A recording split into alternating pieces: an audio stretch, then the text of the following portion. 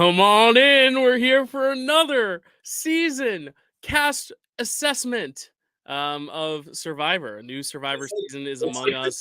It's like the night before Christmas, and all through the house, not a creature was stirring, not even Jeff Probst. It's I was gonna say I'm stirring because I'm so excited, Zach. I mean, this is like my favorite video to do every time because like power rankings, I've been watching Survivor a lot longer, so sometimes like I can read into things with the edit. But also you play Survivor more than I do, so like you have that gameplay, an angle of things and analyzing things. But with the predictions and the preseason, all we have is what we have. We have nothing to look at except for these very brief videos, very brief, like 35 seconds per person, and these very brief write-ups online. So we haven't seen anything. We don't know these people. They're all blank slates to us, which is always so much fun.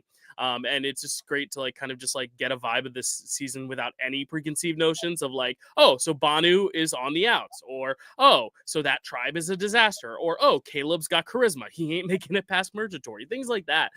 Where like right now, these all could be winners. These all could be first boots. We really don't know. And we've both been wrong. We've both been right. I predicted Kenzie to win. Last season, we both had really good we had played good placements for Teeny. Rachel was our runner-up, but then I had TK, who was a terrible winner pick, and Zach a few seasons ago had Zach, who was a terrible winner pick. So like we've had our reads that have been great, our reads that have been awful, and that's always what's so fun about this is not knowing at all. Even though last year we were like pretty synced up, we pretty much lined up almost everywhere except for we had a pretty good season, a pretty good power ranking. Like Dylan said, the only real hiccup was TK on both sides. Yeah, but we both did agree with that. We both did think TK was going to be going far. The only thing we had like very big disparity about was Caroline. You thought she was going to go way further than I did. That was a good read on you. And then the season before, I thought Kenzie was going to win. You had Kenzie in 15th place. So like I think Caroline and Kenzie are the last two like big differentials. But usually we pretty much line up in our taste, at least who we think is going to do well versus who we don't think is going to go well. The problem I'll say here is that I love this cast. I love this cast from everything I've seen of them. Yeah. And I'm just worried that I'm not going to know who to put in my pre-merge because I want everyone to make the merge, and I want like 6 or 7 people to win. How do you feel about this cast, just on paper before we dove in at all? How do you think? What do you think? I like this cast. I think that this is the 7th season that we're doing this for me. So this is really my 7th season watching Survivor. I definitely feel like in the past I've had a lot more visceral of a reaction in terms of like whether or not I like someone versus whether or not I think, someone's got good winner equity or like has a lot of potential as like a character on the show. I feel like with this cast in particular, there are a lot of reasons for every single person to be either a winner pick, someone to root for, and a clear like cast favorite an clear audience favorite on the show. I don't have anyone that I'm like, I will tell you, Dylan, I think this is probably the hardest first boot pick I've ever had to make because I don't necessarily think that any of them scream first boot to me. The only thing that I have, and this might be a little bit of a spoiler, it's not where he falls in my ranking, but someone reminds me of Jelinski. I wonder if we think of the same person, but I get like Jelinski if he was socially inept vibes. Like correct. Yeah. I'm speaking solely off of like looks and vibe. Yeah. I know who you're talking about. Anything other than personality. So I'm like, I guess maybe that I could use that, but otherwise I like it. I think there's a lot of great stories in this. A lot of things that like are personal for me, a lot of things that I know are probably personal for you. Absolutely. So it's a good cast of people who like I am looking forward to hopefully rooting for. However, what that does make me a little nervous about is every Survivor season has to have a villain. And with liking so many people, you can either love your villains or you can feel like they've ruined the show. Yeah.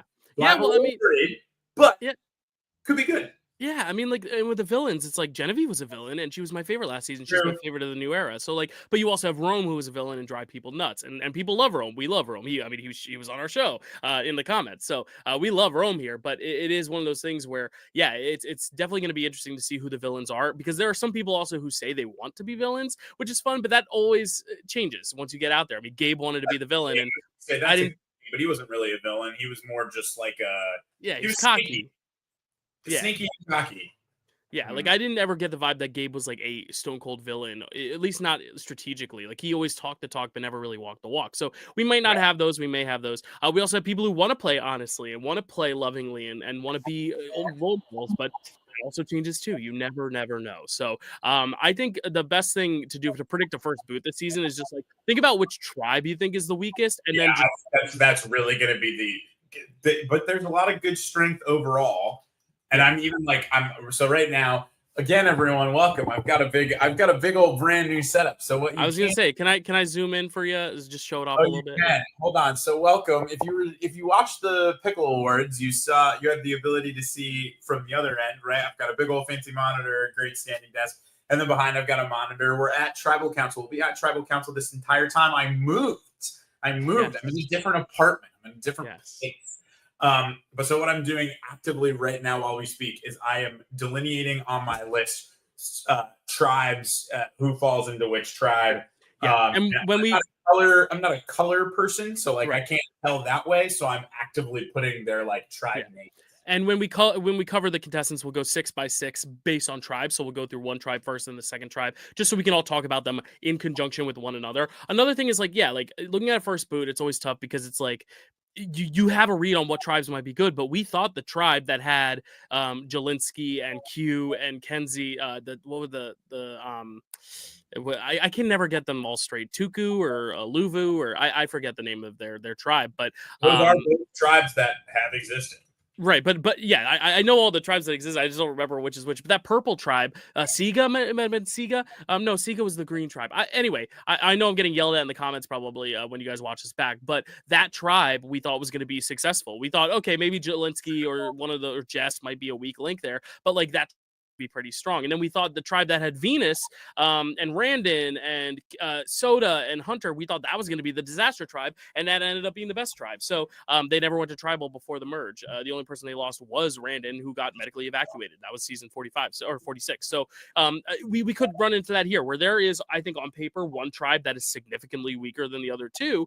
But all it takes is like one crazy, result. I mean, look at Jonathan's tribe on 42. I mean, they still went to tribal at least once. So I do think, there is likelihood we could see something happen that we're maybe not expecting necessarily. I don't remember actually if Jonathan's tribe went, but they lost Jackson, but I don't know if they actually went to tribal. But either way, like it's still something that is worth noting, that every tribe is expendable. It depends on the challenge. So I know you're not a color guy, but pick a color, orange, pink, or green. Which tribe do you want to start with? A shout out to Carly in the fact that she realized that there's a pink tribe, so we'll go with pink. We'll start with pink. Pink. All right. So that is the Lagi tribe, the Lagi tribe. So going left to right, we have Star there on the left. Then we have Bianca. Then we have Joe. Then we have Eva. Then we have Thomas. And then we have Shaolin or Shaolin. I don't really know, or Shaolin. I really don't know how to pronounce his name, but we'll call him Beard Guy because all of last season there was a guy at Ponderosa that everyone, because they don't know each other's names preseason, they were referring to him as Beard Guy, Beard Guy, Beard Guy. He was the alternate. He was the alternate last season, and everyone was talking about Beard Guy. I actually think he was the alternate 2 seasons ago. So they kept saying, "Oh, the guy with the beard," and then there was no guy with the beard, and everyone was like, "Wait, what happened to the guy with the beard at Ponderosa?" Turns out he was the alternate, and now he's on it 2 years later. So him and Rachel were the alternates. They both didn't end up on the season. Rachel ended up last season. He ends up on this season. I think we can start with him because we're talking about him. But I will just say right now, disclaimer: this is my favorite tribe. This is probably my favorite tribe I've seen. This is one where like all 6, I would like to make it to the merge. So that's going to be a little bit of my bias. But let's take a look at Shaolin's video. Before I get his picture up here and we present. This is Shaolin. Woo! It feels so good. Say it again. Oh, it feels warm in here. It's so nice. One of the cool things culturally about being Persian, and something that we don't see, is we go out of our way for our community. I want people to feel like this guy has my back. But I'm also gonna have to stab him in their back. For 15 years, my mom and I weren't really close. I've gotten to know her in a way that I never thought possible. And a lot of that has been with Survivor. We got to talk about it, and we had something in common that we hadn't had in a very long time. And I told my mom that I got Survivor with Tree Mail. Where is this adventure, you might inquire? I'm off to outwit, outlast, and outplay on our favorite show, Survivor. What do you think, Zach? Love his story. I love this. Hold on, let me pull him up there. There you go. Say his name one more time for me, Dylan. You know, I want to say it's Shaolin. Sean. I'm gonna say beard guy because you know what? Let's make our lives easy. So I love his I love Sean's overall vibe, and I love his story. Right, I talked about it a little bit before, but I alluded to the fact that like there are clearly a lot of stories in this season. Like his story about how he reconnected with his mom after 15 years, and the last 3 years have like really been spent on him and her like growing and bonding over this specific thing, being Survivor, and like how he told her. I think that overall, personality wise, he is probably one of the strongest personalities just in terms of he's easily likable. You love him the first like minute he starts speaking. And he's also super self-aware, right? He's a debate professor. He lives in California. He's a debate professor, right? So he's not just your typical California guy. He's got like a lot of brains and a lot of smarts. But what I really like about his answers, right? This idea, first of all, he runs a speech and debate team, so he's gonna be kind of thinking of this in a way of like, all right, I got to take the blows and I got to figure out how to kind of return them, right? So, and he looks like he's got enough physical prowess that he's going to be in a really good spot in the pre-merge. I think one of the things that he talks about is the idea of like needing a strategist because he's got so many ideas in his head, and he actively wants someone to be like, hey, dude, shut the heck up, right? Like you gotta rein it in. So my worry, you know me, Dylan, I'm always going to go through like the strength I think that someone has. I think the weakness that someone has. I think Will Shallon's weakness or like his Achilles heel is going to be this idea of wanting a strategist is really great because you want someone to kind of rein you in. But that always offers up the opportunity and opens the door for people to say that they controlled what you did. So how is he going to combat that very clear like power structure if he's sitting in the end and is like, and he's sitting in the end with his number one, and the number one says, well, I kept him from doing all the dumb things, so he wouldn't be here because of me.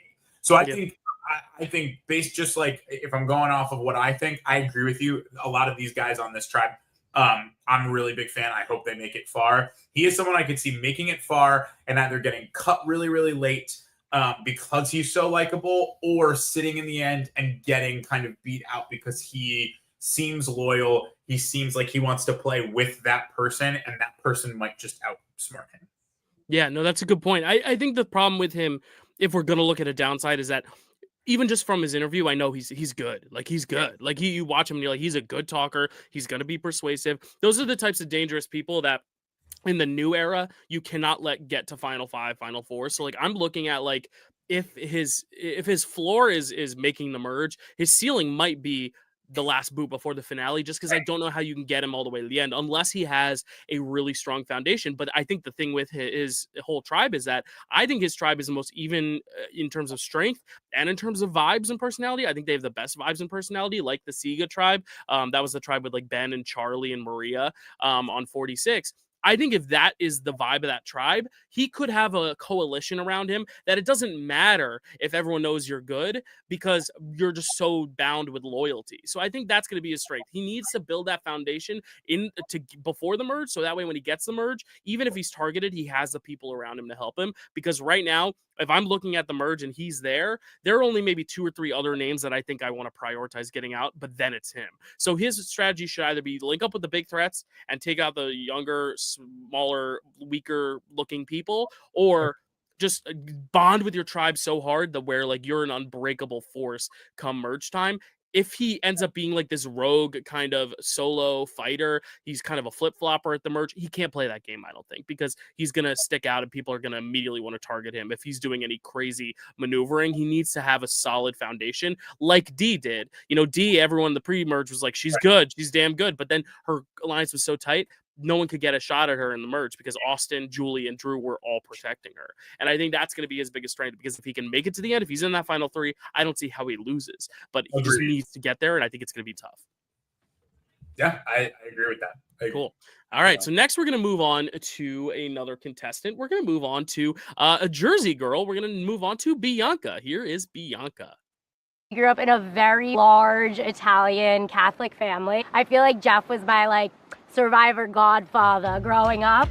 I'm from New Jersey. I'm super proud of it. There's so much amazing New Jersey present. Tony, Michelle, Natalie, Steph, obviously. Serene, like an absolute angel legend. Keep passing the New Jersey people. A year ago, I quit my agency job after 8 years. I started my own business. I'm taking all these risks. I gotta finally apply for Survivor. I feel like anyone in PR should get the out here. Like, I make a living persuading people to do things, and so many of those skills, you know, translate to being out here, and I know I'm gonna crush it. All right, so there is Bianca. Obviously, it's fun to root for a Jersey girl. Jersey people have done very well on this show. So I think, you know, she is on a tribe where I think her vibe is actually gonna fit. On a different tribe, I would worry about her, but I honestly think she got dealt a really good hand because everyone on her tribe feels a little bit chill, a little bit more like okay with like the sarcasm and the wit in a way that like I could see her rubbing a lot of people the wrong way, but not on her initial tribe. If she's on another tribe, and we'll talk about some other people at other tribes who might be these kind of big, kind of zinger personalities that are a little tough to work with. I don't think she's gonna be tough to work with, but she does have an energy that could be a lot. But I think for her tribe, it's gonna work. But I don't know, because I think on paper she looks like the weakest one on her tribe. Just if we're gonna go with the old school mentality of like, oh, she's the small girl, which sucks. That's how Survivor is, though, and a lot of people are thinking that way. So if they do go to tribal a lot early on, I'm worried for her. But if her tribe, like I think they are going to be, is strong and wins a lot of challenges, I could see her getting her footing. Can she win? We'll see. I don't know. She would really need to like play a very under the radar kind of dominant a game in the style of someone like Michelle, who, you know, wasn't making flashy moves, but was just a really good social player. But I don't know. I could also see her being like Maddie from season 43, I think it was, who's like the first boot. So it really has, she really has a low ceiling, high floor, or low floor, high ceiling, I guess. She's a wild card for me, Zach. What do you think about Bianca? I wrote down honest that I think she needs. My biggest question is like, what's her strategy, right? I feel like everyone else that we kind of get to know through these videos, except there's one really on like every tribe that I think we get a little bit less of like, what's their strategy? What are they thinking about doing? She is that person in this. I think there's only other one. I think there actually might be another person on her tribe who, again, I'm a little bit like, I don't really know what your plan is. So I agree with you that like I do think that on paper she presents the weakest. She's gonna need someone very tight, and then she's gonna have to find her people to blend in. And I'd love to see a Jersey girl go far. You know, I'm sure, Dylan, you feel we identify a lot with the things that she loves, talking about how much she loves New Jersey, getting to cook with her boyfriend or her family. Like we feel that. My worry, honestly, also, if I'm thinking about it from a certain standpoint, she's going to be dealing with 3 Californians who are completely on the opposite side of the world from her. Okay. And I know that that's like a little bit stupid, but like there is an inherent difference between an East Coaster and a West Coaster. And when you're on a team filled with West Coasters, and you have New Jerseyans have a very different mentality when it comes to things. So. Just like East Coast in general, right? So I'm wondering, how is she going to be able to meld her personality with these 3 guys?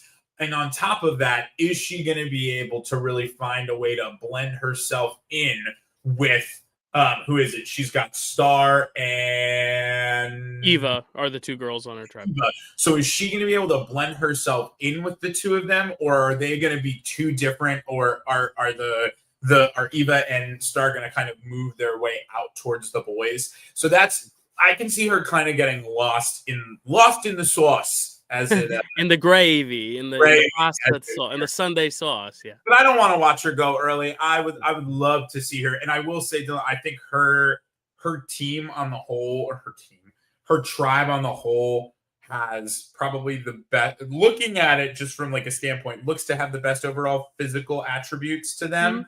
So I can see a world where she doesn't have to worry about things, but I don't know how she's going to push forward, even if it a tribal. Yeah, like first instinct I got was like either Maddie Pamela or who else? Whom else do I think of? Like Annika, J Maya, kind of like that, younger, a little bit weaker presenting woman on a dominant tribe, but then just like gets sniped out in the end portion of the early merge, just because her alliance. Again, the problem is if their tribe is dominant, that's going to be the tribe they target come merge. And I worry that she could be an expendable number because of that. But if she can get out of that, I could see her winning. Like, that's the thing. Anyone on pink right now, I could see winning. Yes. But who else is on pink and who else could I see winning is Thomas. So let's take a look at Thomas. I hope I'm a hoot and a half. A hoot and a half. I'm from Texas, y'all. Sports, I gotta know everything. Survivor, I've seen every single episode a million times. And then like the Real Housewives. I don't just watch Beverly Hills, I watch every city. My job is to like find songwriters, find people that make amazing music, put them together, help them get their stuff out there. It's like the craziness of the music business. It's just like Survivor, but with like food and cocktails. I'm gonna present as someone that feels like they can just help all these other contestants. And what they don't realize is that I am the biggest threat of the entire cast. I have to remember that I built my whole life from the ground up being myself, and I can play the game the same way. All righty, Zach. What are your thoughts on Thomas? Okay, if Shaheen needs a second, Thomas is his second, right? Or what I should say is that I actually think Thomas is the first. Shaheen will be brought kind of along as his second. I love Thomas. You can just tell right off the bat that he is so personable. He clearly knows how to speak to people. He clearly knows how to mingle with the right people and say the right things in order to get people to connect with him. And clearly presents as an incredibly intelligent individual, but doesn't look like one, right? Like he doesn't look like your Drews or your Carsons. Like he matches vibes with Shaheen and Joe. I know we haven't looked at Joe. We haven't talked about Joe yet, but like he's got a similar vibe. He's not from California, but he lives there right now. And I think he's going to be the chameleon on that tribe from what I can tell. He's going to be able to blend in with every single person. I can see him having a great relationship with everybody. My pitfall for him is that things that he values, right? Loyalty and his alliance partner, someone he's looking for an alliance partner is someone who's not only honest, but can be a shield and more of a threat. You're coming out and you are playing Survivor, and the reliance on honesty usually does not bode well for people playing Survivor who are looking to win. Honesty is not the most valued. Honesty is valued, but it is not the most widely upheld standard out on the island, right? It is not very likely that you are going to be able to have someone who is fully honest and loyal to you. And I think that, so again, I know that this is some like the stupidest things in the world, right? His pet peeves being late and traffic and losing to UCLA. I said I could see him being very hot-headed, and I could see him maybe like, bonking heads with Bianca. I could see him and Thomas not agreeing on something. I could see Star kind of getting under his skin at some point because in something like a comp where you are relying on one another and someone's not pulling their weight. I am curious to see if Thomas is going to be able to take a back seat and let everyone else kind of like mingle around for a little bit, or if he's going to feel the need to grab on right away. And I think that's going to really make or break his trajectory, if I'm being honest. Yeah, I mean, like, I get great vibes off of him. I think he's another person who, like, I just want to sit and talk to, and I'm like, you're good. Like, I can just tell by the way they're talking. I hate to compare him to this guy because he's a little problematic, but, like, the first winner ever, Richard Hatch, I'm getting a little bit of a similar vibe where he's like, everyone, I'll just sit back here pulling the strings, like, stroking the mustache, just kind of, like, sitting in the tree watching the chaos ensue and being so chill. I think this is going to be the vibes tribe, and I think Thomas brings vibes. I think he's someone who seems very likable. Like, he's not going to get pissed off easily. And even if he does get players get under his skin, he's not going to be like Katura and Bruce where he complains and nags about it. Instead, he's going to quietly say, okay, I'll take you out in a similar way. You know who he reminds me of? He reminds me of Jam Jam. Because I do think he has that kind of upside of being able to just kind of like twiddle his fingers and say, all right, you do my dirty work. I'm just going to sit back with my hands clean. Because he wants to be presenting as a follower, but he wants to be a leader. I think that's always the best strategy. Never be the one who's out in front, but still be the one in control. And I think that's kind of be Thomas's role on the island. So I'm very excited for Thomas. I think he has some upside. But let's talk next about Eva. Here we go. I started watching in college because my teammates at Georgia Tech created a Survivor drinking game and hope that there's some drinking game challenge out here that I can win. I was diagnosed with autism when I was just about a year old. My parents, they didn't give up on me, and now I'm getting my PhD in engineering, and I was the first and only girl to play on the men's hockey. I've been a huge success story, but I still struggle with lots of different things related to my autism because I do not pick up on the small little minute social cues that everyone else does. It's gonna be tough out here. Everybody's lying all the time and I'm not gonna know it. I always am looking for new challenges. I know I have the brains, I know I have the brawn. I want people to be like, she was the whole package. I think she says it best at the end. I think she is the whole package. Like, I look at her and I think she's going to be one of the stronger women on the season. I look at her and I say she's going to be one of the social threats on the season. The one thing I don't see from her is strategy. But you don't need that, especially if you are in, like I said, a dominant alliance. Sometimes the old school way of playing is totally fine. The only thing is you have to have the respect to win in the end. And my only worry for Ava is that she gets to the end but can't sell herself or sell her game. But the thing is, she also has a story. And that could work one way or the other. If she tells people I'm the first openly autistic person on the show and like I've been through a lot, they're either going to say, oh, you got to go, or great, I'll take you under my wing because you're like my little sister, and then undermine your win in the end. But the problem is also, if you're sitting with her in the end, do you want to risk the fact of like, all right, she didn't have any control in the game, but like she's got such a great story, we want to award her. And that's the danger. That's like the Kenzie Charlie thing of like, Charlie played a better strategic game, but Kenzie was just more likable, more social, and a better talker in the end. And I do think that's going to be Eva's strength and weakness. Her strength is going to be that she is social. People are going to love her. The weakness is just going to be the end game. If she's there, can she sell her game, or does she need to sell her game? And are people going to even allow her the chance to sell her game because they're going to be worried she'll be a threat in the end? She gives me a little bit of teeny vibes in that sense, where like they might not have a lot of control, but like I don't see a world where they go early. But I want you to weigh in, Zach, because I know this is one we're both probably very excited about. Yeah, I mean, if I was going solely off just how excited I was to see someone, I would pick Eva as my winner. That was, if I'm going solely off of that. You mean, Dylan, you know how important representation within that community is to me. Right. For if you're watching and nobody would know this, I guess, right? My sister's autistic. She was diagnosed when I was, I think, in 4th grade. So I've known it's been it has had a large impact on my life. And obviously, like, to see someone who represents that community and outwardly and openly, right? People who are on that spectrum have probably been on this show multiple times, but the first, like, proud and like very vocal about her involvement in that community and who she is. I love her. I agree 1000%. The thing that I wrote was, how do you beat a story like this? And if she tells people right off the bat, I think that what it is it's an invitation to telling people right off the bat, especially like before you've even played a challenge, which is kind of what I'm nervous to see, is an open invitation to kind of walk to open the door and say, well, if I need a reason to get rid of someone, here it is, right? Like, which I will say, I don't think that in the world that we live in today, anyone is going to be like, they have autism, get them out. What I will say is that will probably live in the back of their mind. And if Eva is really as socially adept as she proves to be, and she clearly, one of my favorite things about her video is this story of like, they told her parents that she would never be able to do anything independently, and now she's on probably the most well-known and famous reality television program of all time. Right? So like, she clearly has the ability and capability to do things that people do not expect of her. Mm-hmm. My one hope for her is that she keeps it to herself. Yeah.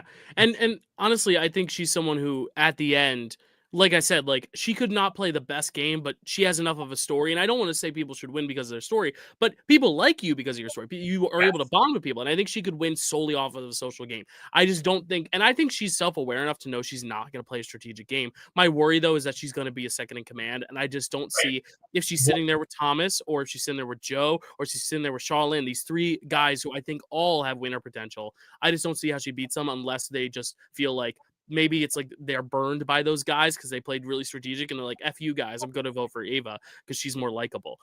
That's my only worry, is that the guys she's going to attach to and work with are all probably bigger threats to beat her strategically. But I think socially, yeah, I think she stands a great chance. I have such Teeny vibes, but even more self-awareness in terms of positioning. Teeny kind of got lost in the mid portion of the game, but still had good bonds. Whereas I think Eva will have good bonds, but be in the know a lot more. The only thing is, I think Teeny also probably could sell their game a little bit better than Eva will probably be able to sell her strategic game.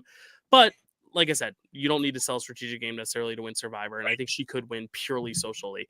But we do have to talk about the last guy on her tribe, which is Joe. So here is. I don't want to be a challenge beast, because that'll be a target, but what about a monster? Like, I'm in the closet, I'm under the bed, I'm nasty, you don't want to mess with me, but like, you can't see me all the time. And I was fortunate enough to go to UCLA on a full scholarship for football and track and field, and now I have 2 kids, and I'm a captain in the fire service. My sister, she started watching the show, and she said, we should do this. Not too long after that, we lost her to domestic violence. To get past some of that pain, you know what, to honor her, to be Joanna's voice, I'm gonna give it a shot, just like you would. I want people to see someone who is a great dad, I think I am, someone who was in a dark place, took that struggle and turned it into triumph. And in that, be a better version of me than I ever could be when I come out of this. All righty, Zach, what do you think of Joe? Like Joe a lot. I'll be honest, he's probably the person on this tribe that stands out for me the least in terms of, like, I'm going to call it sparkle, but just like stands out for me the least in terms of like, wow, I see like exactly why he might be a fan favorite. I think every tribe kind of has one that's like not super lame. He is quintessential dad, like strong, independent father figure, well liked. He's gonna have a lot of capability and challenges. I think Joe is a lock for the merge because he's gonna be probably the reason that they don't lose if they are. It's gonna be the reason that they win when they win. What I like about Joe is he talks about how like he doesn't want to be out in front, but he's a fire captain, so clearly he is used to being kind of the leader in the front. Another contestant is a fire captain, and one of the things that she highlights in her video is how she purposely does not want to be the leader. So my question then, with that being so prominent in hers, is does this fire captain want to be seen as the leader? Because when you are seen as the leader, you're a great get until merge, and then people look at you and go, well, you gotta go. And the fact that he is there's no reason to lie about being a fire captain. So I wonder the fact that there are 2 fire captains, will that eventually play into the fact of like, hey, listen, I know guys like Joe and X, Y, and Z. So I will be interested to see if that actually matters. It could just not matter at all. But I do like Joe. I think he's got a good personality. I think for me, he is just the most kind of like white bread with peanut butter and jelly on it. You know what I mean? Like, well, perfect. You love peanut butter. I love bread. Hey, listen, I love peanut butter and jelly. It doesn't stop it from being basic. You know what I mean? It's so funny because he is, I think, the one, well, not the most sparkle, because there's someone we're going to talk about next, but like, of the guys, I mean, no, here's the thing with the Pink Tribe. I love them so much. Shaolin and Thomas have so much sparkle too. But like Joe, when I was watching his video, I was like, I got the Suri mist. I got just like the, oh my God, I need to give him a hug. Like, I just want this guy to do well so badly because like I can tell his pain and what he's gone through in his voice. And he just wants to do it for his sister who he lost to domestic violence. And he just like loves her so much that he wants to do this for her and like his kids. And like, it is not about him. It is about his family. That is the most annoying type of archetype every season for me. But somehow this season, I don't know. I love Joe. And I think, I honestly think it's because I love this Pink Tribe so much. and I'm struggling because I know if they all are successful in the pre-merge, they're all going to be targeted in the merge. And I agree with you. I think he's going to be targeted because I don't think he can hide like the other fire captain we'll talk about can hide. That could be a gender thing as well, but I also think just he looks so strong. I just don't think he'll be able to hide. Yeah. Let me be clear. I don't think he's that. I still love him. I know. And I love peanut butter and jelly. Like, no, I know you do. I was just saying because you said he was white bread. I was like, it was just because it was the opposite. Because of all the videos when I first watched him, I'm like, that's the guy who I remembered the most. And it was weird because I feel like it's just a different vibe in that sense. Yeah. He is probably the one that it's not that I didn't remember him. It's that when I think about the draw of the others, I'll be real. I think Thomas has just a much more like clear draw. Shaheen has like has a much bigger personality.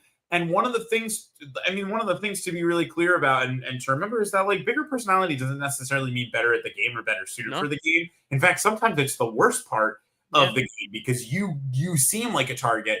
That's why I'm so curious. Is he going to lay off his leadership, like take the foot off the gas? He needs to if he wants to succeed. Is he going to feel like, he's a captain, he's a father, this horrible tragedy of losing his sister. It's one of those things is like, is he going to be able to relinquish the control? And even just this idea of like, I don't want to be a challenge beast. I want to be a challenge monster, right? Like this, such a cool analogy. And I initially was like, yeah, very cool. Yeah, but like the monster hiding under the bed. Yeah. Like you don't see it coming. Yeah. Even still, like there's such tenacity and fire. Can he hide that? You know what I mean? So we'll see. But it is good that he has a self-awareness of like, I can't be the beast. I have to be the monster who's lurking, who like at the very last minute, oh, Joe pulled out the win. Whoa. As opposed to Joe's been dominating this whole challenge. That's the analogy I got. And I think that's great. The thing is, yeah, I agree with you. Joe has to play it cool because he is going to be this big threat. He's a fire captain. He's sizably bigger than a lot of other guys. But for some reason, there's some charm there that I just like, I keep coming back to Joe. He was one of my early contenders. I've toyed around with him and one other person for a winner pick, but that doesn't mean he's going to be my number 2 if he's not my winner pick, because I do think if he doesn't win, I'm looking at like the first boot of the finale type Ricard vibes. Or you know who he gives me vibes of is someone who also was not a big personality at all, but who dominated the season is Jesse. I get a lot of Jesse vibes.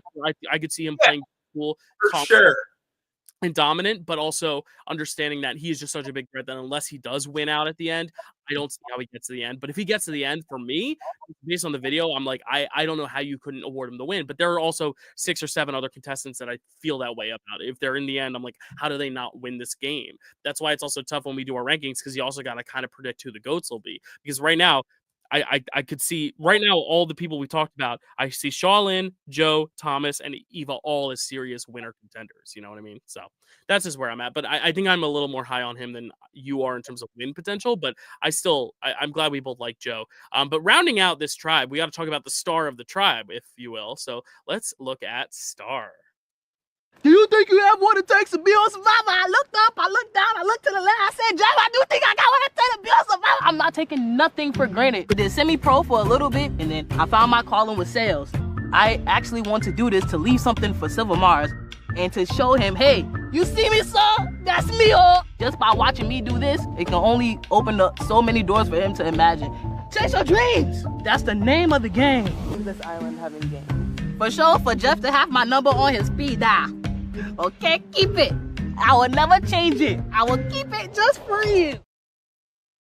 God, I love her. I love her so much. She makes me so nervous. I had her. Look at this. We're just natural beaming when you watch her, you know?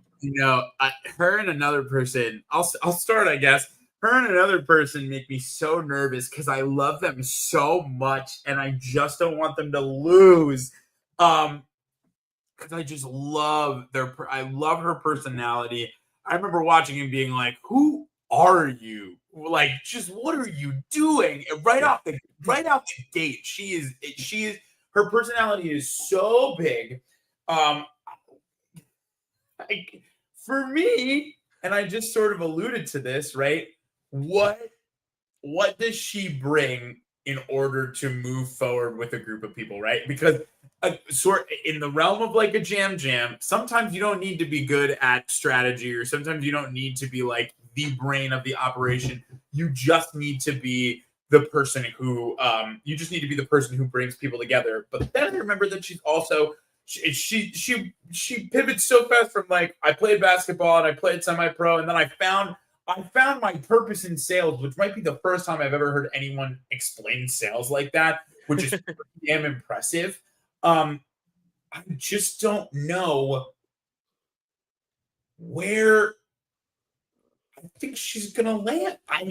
She's one of my harder placements. People to assess. I just don't know where I think she's gonna end up. She's one that right now I'm gonna kind of go into the middle, if I'm being honest again about how I'm doing things. Go in the middle and say once I see the first episode, that's when it will be possible to know, like, okay, this is how she's probably gonna be doing. Yeah, I love her. I think she's someone who, like John Lovett, could be the first boot and is still going to be the character of the pre-merge, or she is going to be your, Jam Jam maybe, but Jam Jam was like a dominant strategic social player, but like she could be someone who is the face of the season in a way that Marianne was as well. Marianne played a great game. So I think being a character, you kind of said this with Joe, like being a great character doesn't mean you're going to be great at the game and vice versa. You don't have to be a good character to be good at the game. I just think about the new era. I feel like there is a lot of overlap because the bigger personalities are the ones that just people want to keep around. Right. And it is a shorter season, these new era seasons. So I feel like in 39 days, these are the types of people that you might be like, okay, after a while of being on the beach with them, maybe you just need to like grab some earplugs and you don't have them. So you vote them out. Like Abby Maria on the 2 seasons she played, or not saying Star is Abby Maria at all. I think Star is so likable, so lovable. Or she's someone who like you want to be entertained by for those like 39 days, especially with 26 days. It's not going to feel grating because she's a chatterbox. And I think that's the thing is she's going to talk and talk and talk and talk. But so is Marianne. And I think that's why I'm not worried about her being an early boot. If they lose first, I still don't think she's the first boot. Just because I just don't know how they're going to want to get rid of her just because she's so fun to be around. But I also thought the same thing of Rome preseason last year, and he was the opposite, where everyone wanted to get rid of him but couldn't because of advantages. I see this being like the person we thought Rome would be, is this like chatterbox, but is so charismatic and so personable and so lovable and so endearing and such an audience favorite. I think she's going to be the star of the season, no pun intended, even on a tribe where I think there are 6 stars. Like genuinely, I'm not putting any of them in my pre-merge, and I'll give you a reason as to why I think that too. I think there's one tribe that on paper feels so stacked that like I wonder if they're going to do a swap this season. And I think if there is a swap, I could see all these pink players making it to the merge because I don't think they're going to lose as a team. And I think individually they'll be able to really blend in and be good chameleons with whatever swap they get. I think we're getting a swap this season. I just feel it in my bones. So that's what I'm going off of. I'm not putting any of the 6 on my pre-merge. One might be my mergatory boot, but like I love all these 6 players so much. But Zach, I do want to just ask you, these 6 players, now that we've seen them all, how do you assess them? Who do you think is going to link up with who? Who do you think is going to gel with who? So I think Thomas is going to be the chameleon here. I think he's going to vibe with everyone. I think he's going to puppet behind the scenes, and I think it'll be great. I think his probably like one walking into any tribal council is going to be Shaheen. I have a feeling that we'll probably get like the 3 guys feeling super tight about each other. Like if they go to tribal, I can see the 3 guys kind of being like, we got to pull in Star and Eva. Also, looking at that picture, Star is super tall. She's like, she gives me Sabaya vibes. Like she's taller than Thomas. Yeah, I think she 100%. They pull the 2 of them in, and they probably try and get them to vote out Bianca early on. I mean, even just looking at Bianca, she is the clear outlier of that tribe. But I can see a world where Bianca kind of like finagles her way in with someone like Thomas and Shaheen, and then they try to pull in 4th, and they get rid of like a Thomas or a Joe, or not a Thomas or a Joe, like a Shaheen or a Joe, or even like an Eva or Star. I don't know. It literally could be anything. I have no clue. Well, that's why it's so tough for me to assess as well, because I really don't see any of these guys going home first. But I also I think, yeah, like Bianca's the easy answer, but I also could see Bianca linking up with like Thomas. Like he's the guy who watches Real Housewives, and she's the one who's from Jersey, and like they're fun and they're loving. Honestly, maybe Joe has the toughest time fitting in with everyone, but he's kind of like the dad. So I don't know. Maybe Shaolin does stick out because everyone's like, oh nope, he's too dangerous. But really, yeah, like I think this is going to be the vibes tribe. I just feel like everyone has a good vibe. None of them feel like they're going to be the villain of the season. The only one who could be is maybe like Thomas or Shaolin, but they're going to be the villain that is like sitting in the chair being schemy, Right. not the villain who's going to be like Bruce, who's going to be abrasive or anything. There's no villain, I think, on this tribe. So I think that's also where I struggle to find out who the weak link is going to be, which is why I'm predicting them all to make the merge. So there you go. What tribe do you want to move on to next? Orange or green? Let's go green. Okay, so this is the Vula tribe. So going from left to right, we have Stephanie there on the end. Then we have Sai. Then we have Mr. Pizza Justin. Then we have Mary, the queen of Twitter, right there. Then we have Cedric, and lastly we have Kevin. So Zach, pick a name. Who do you want to start with here in our videos? Let's get Kevin out of the way because I gotta be so honest. I don't have a lot about Kevin. All right. Let's roll the tape. So I'm a little bit like nervous now, like I'm here, now what? I have to look somewhat hot. I'm not gonna look ugly, so I'm gonna mix some coconut shavings and then some seawater, make a little paste, and then do my hair every morning. I wanna look as ditzy and clueless as possible because that's what's gonna help me go through far in this game. I worked in engineering and then I was like, this is not my vibe. Like I love to talk, I love to socialize. I'm in finance for a tech company. Seeing Yul Kwan on TV just made me realize I'm not pigeonholed into this archetype. He's not just smart, he's strategic and he's athletic and he's a great game player, and I'm ready. All right, so there is, wait, how do I get rid of, whoopsies. There we go. Sorry. Kevin, I like Kevin's vibe. Obviously he's fun, he's charming. My only worry is he's like, I'm gonna play ditzy, I'm gonna play dumb. Fine strategy, but I worry that on this tribe, everyone seems either older or a little more serious. And like, I just don't know. I don't know if this kind of like dumb, aloof, kind of silly personality always works. I think if you're on like a fun party tribe where everyone's vibes and everyone's having fun, but like once you get to tribal council, like you got to get your game face on. I mean, look at Jess, look at Jelinski, these people who are very wishy-washy. Jelinski was like, oh, just you know, I like having fun, and Jesse was like, I don't really know if I fit in here, I'm quirky, I'm weird. Like I just feel like those types of personalities don't do well. I think it could be helpful with challenges and stuff, but I worry, especially looking at we'll talk at the end of the makeup of the tribe. I look at who's going to be linking up and bonding with who. I don't know who Kevin bonds with on that tribe. And he also, like you said, he doesn't give a lot in his video. He gives off the fact that he's like this ditzy guy. That's kind of it. And he wants to play like Yul, but I never got Yul vibes from him. Yul was so cool, calm, and collected. He was more than just smart. He was strategic. He was very well-rounded, but Yul was like very like, you know, Ozzy was the more flashy personality in that duo. So like, I really don't know if Kevin, I don't think he has a strategy except for play dumb, but I don't know how well that transfers to maneuverability. Carolyn was 100% herself, which is why she was able to navigate the game as Carolyn. But if Kevin's downplaying himself and trying to play an act and maneuver, but like making it seem natural, I think people are going to pick up on it. Like, oh, I think it's an act. You know, I don't think he's being genuine. And the worst thing in Survivor is to not be genuine. And I worry that he's just not going to be genuine because he thinks, oh, if I'm dumb and unassuming, they'll take me far. But then when they're like, oh, I want to strategize with someone, they're not going to be like, I want to strategize with Kevin. They're going to be like, Kevin's a number. And then that becomes expendable at a point, especially if you lose more than once. So I don't have very high hopes for Kevin. I don't have a lot to say about Kevin. I think that, and that's why I wanted to start with him, because I was like, let me listen to Dylan and let me listen to the video again and see if I can come up with anything. And I really don't. Sorry. I don't get the same. No, it's not your fault. I don't get this like love of the like game from him. I understand like the Yul comparison. I think is like one of those huge things where like the meaning and what it means to him is so prominent, but like as a game player, like I don't know enough. I don't see any way, shape, or form that he is like the link up with anyone in this scenario. he's smart, but he doesn't want to seem smart. He's Mm. strong. He doesn't want to seem like too overly strong, but he wants to be ditzy. I just don't know if Kevin knows what he wants to do. Right. I wrote that he was strategic, but I don't know in what way. I wrote that he was adept, but I don't know how adept. He's likable, but how much does likable matter when you have a tribe full of people that are also likable? Like, I don't think there's any, and also likable and way more alike in personality. Mm-hmm. Yeah, there I are agree. that tribe who have way more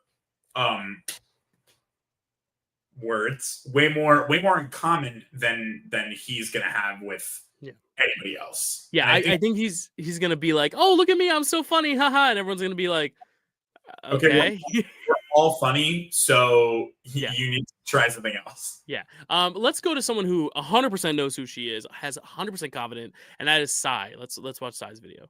I hold grudges.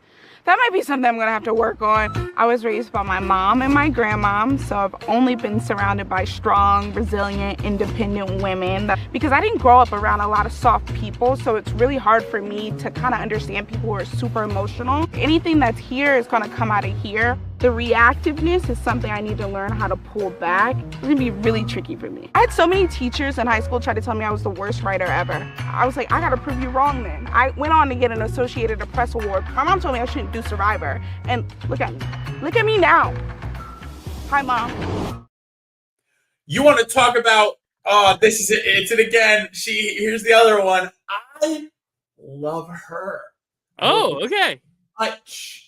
I love Sai. Maybe it's also because Sai reminds me of so many students that I have of like, there's a resilience and like a matter of factness to her. She is so smart and like clearly intelligent, but like she will not be the person that everyone thinks like, oh, that's the smart one. She's got fire and a huge personality, but she clearly wants to link up with people, and like she's not just this like I'm gonna walk away from others. And she has probably my favorite quality in a person, mainly because it was once instilled in me that like this is one of the most incredible and fun things you could do, and it's she loves proving people wrong. And sometimes the strength of just wanting to prove people wrong is so strong. Like it's probably the strongest tool that you can utilize. She, I think, is going to be, based on just like looking at her group, I have a feeling she is going to be the glue for a lot of people. Mm-hmm. She talks about this idea of like her social skills being unmatched. I can see with the people on this tribe, I can see a world where that's true, where she is the glue that really pushes like a lot of these people, especially from like different sides and maybe who like don't match up with each other exactly. I can see her being the reason that people stick together and people make the decisions that they make. Mm-hmm. Yeah, I think this is a good starting tribe for her. I worry there's some bigger personalities, specifically on the Orange tribe, that I feel like if she was on that tribe with, she would rub them the wrong way. Because she is so direct. She speaks her mind. She gives me major Katora vibes in a great way. I think she has upside of Katora. The only thing is like, Katora's tribe never lost, and if they had, we would have seen that Katora Bruce fight happen much earlier. And I'm worried if she finds that one person she just doesn't gel with, she won't be able to hide it. And that's why I admire people like Sai, but why I sometimes worry in Survivor that like you need to at least make everyone feel like you're friends with everyone, unless you're so secure in your alliance that you can be like, I don't like them, and they don't need to know that I like I'm not gonna hide it from them. I think you would have to have a really confident amount of numbers on your side to have that. And in these short tribe seasons where there's only 6 people per tribe, you really don't have that luxury of being like, I just don't like them. Because look what happened with like TK and Sue, or Kyle and Sue. Like there's not a lot of room to maneuver when like Sue doesn't like someone. She had the numbers, Gabe and Caroline, to back her up, to where TK and Kyle were always going to go before Sue because Sue had the numbers. I worry that like, you know, if she doesn't have those numbers, whenever she's like, I just don't like them, they're gonna be like, oh, maybe we should get rid of Sai, not that person. Like, I don't think she's gonna get along with Kevin, who we just saw. Like, I'm worried she's a little too serious. But I do like that she at least is so self-aware. She knows this. She knows she wears all her emotions on her sleeve, and she knows that she's not able to hide her face. So I do think that's a good self-awareness. Self-awareness is the most important thing to have in Survivor, and she has it, which is why I think she's gonna go far. But I'm just worried I'm just really, really hoping there doesn't come a world where we get another like Drea Jonathan situation where like someone just starts saying, "Oh, you're aggressive, you're this." Like, I hate that when you like just use these like really demeaning terms, especially toward Black women. So I really hope she doesn't give off that impression this season, because she does say she wants to emulate Drea's game. I hope they see that as strength. So I really hope she does really well. But I also worry that there is a world where like she gets merged with someone like David, for example, in the Orange Tribe, and they just like do not get along. But I think she could sway people on her side, because I think she's very persuasive as well. But I just gotta say, Carly has joined. She woke up from nap and she's watching back, and she confirms Yanu. Of course, Banu from Yanu. How did I not remember that? Sorry. Yes. Thank you, Carly, for clarifying that. Any last thoughts on Zach? She played Nala in Lion King, she said, but not on Broadway. Just So love her. That's all I care about. Love that. Well, let's move on next to Cedric. Let's do Cedric next. We had Keyshawn last year. We have another doctor this year. Here's Cedric. Just prayerful that if I am dreaming, that no one wakes me up. At least for 26 days. Let me sleep, please. As a colorectal surgeon, people see me for reasons they don't want to talk about. I have to have that trust within a very short amount of time, and they have to know that it's a safe space. I want to help my patients, but in this game of Survivor, I want to be helpful so they can in turn help me advance in this game. Med school was tough. Survivor was a way for me to de-stress. You have your family, you have the profession that you want. All right, this is it. Until the day you're called home, live life. And so I want to come in with that same passion to play this game. I love Cedric. I worry for Cedric because he's older than... I knew you would. Knew why I would worry, or knew I would love him?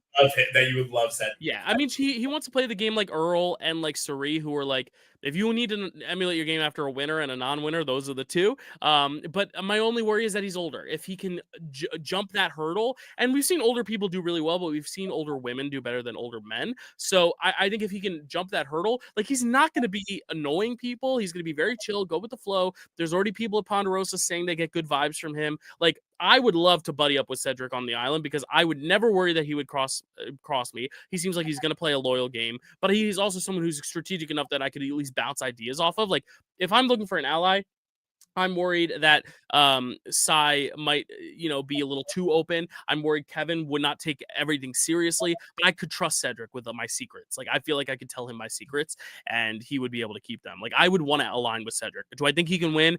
Probably not, because even if he makes it to the end, I don't know if he'll be cutthroat enough to snag that victory. But like, if he can make it through to the merge, then I think he's like a lock for like final 6-5-4. Like, I really don't see a world, unless he's like Roxroy, where he goes out in the 10th spot, or Nasir. Like, I just don't, I don't know. I don't know why you would get rid of him at the merge unless he is actually this big threat. I really like him. I don't think he's like going to be this like main player of the season in terms of like memorability or notability. But I think he's a solid player just from getting the vibes. And for this tribe that has a lot of combating personalities, he's going to be able, him and one other person that I'll talk about in a sec, are going to kind of ride the middle really well, I think.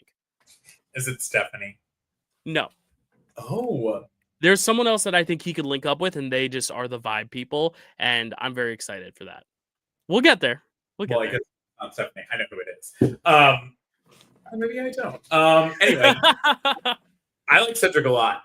Cedric is so awkward, but in the best way possible. Oh. He's and I say awkward as in like he so clearly is a smart dad. You know what I mean? Like, your friend's like nerdy dad who you love getting to talk to, like when you get to their house, and then like after a little bit, like the conversation lulls off and you're like, well, I'm gonna go hang out, and he's like, well, it's really nice to have you. Like, that is the vibe that Cedric gives off. I love him. I also worry for him because he has. We didn't show the whole. You didn't show the whole. Obviously, the whole video. Right. Copyright. Oh, duh. But let me actually also just make sure that I get this correct before I talk about this, and then. Okay. So Cedric is also a surgeon, but he's a very specific surgeon. Yeah, rectal. He's a rectal surgeon, which, hello. And he talks about, like, people are honest and they expose the parts of them that no one else would ever see to him, which I think is a very funny joke. But he talked a little bit about, like, wanting to utilize that in like his strategy, and I think that is such a niche thing, and I'm so worried that someone is going to be so turned off by it. Cedric's I mean, like the early moments of Survivor are obviously crucial, but I think for Cedric in particular, the early moments of Survivor are going to be so crucial. Yeah, What I work mean, does he have for people on his tribe? How does he connect with certain people?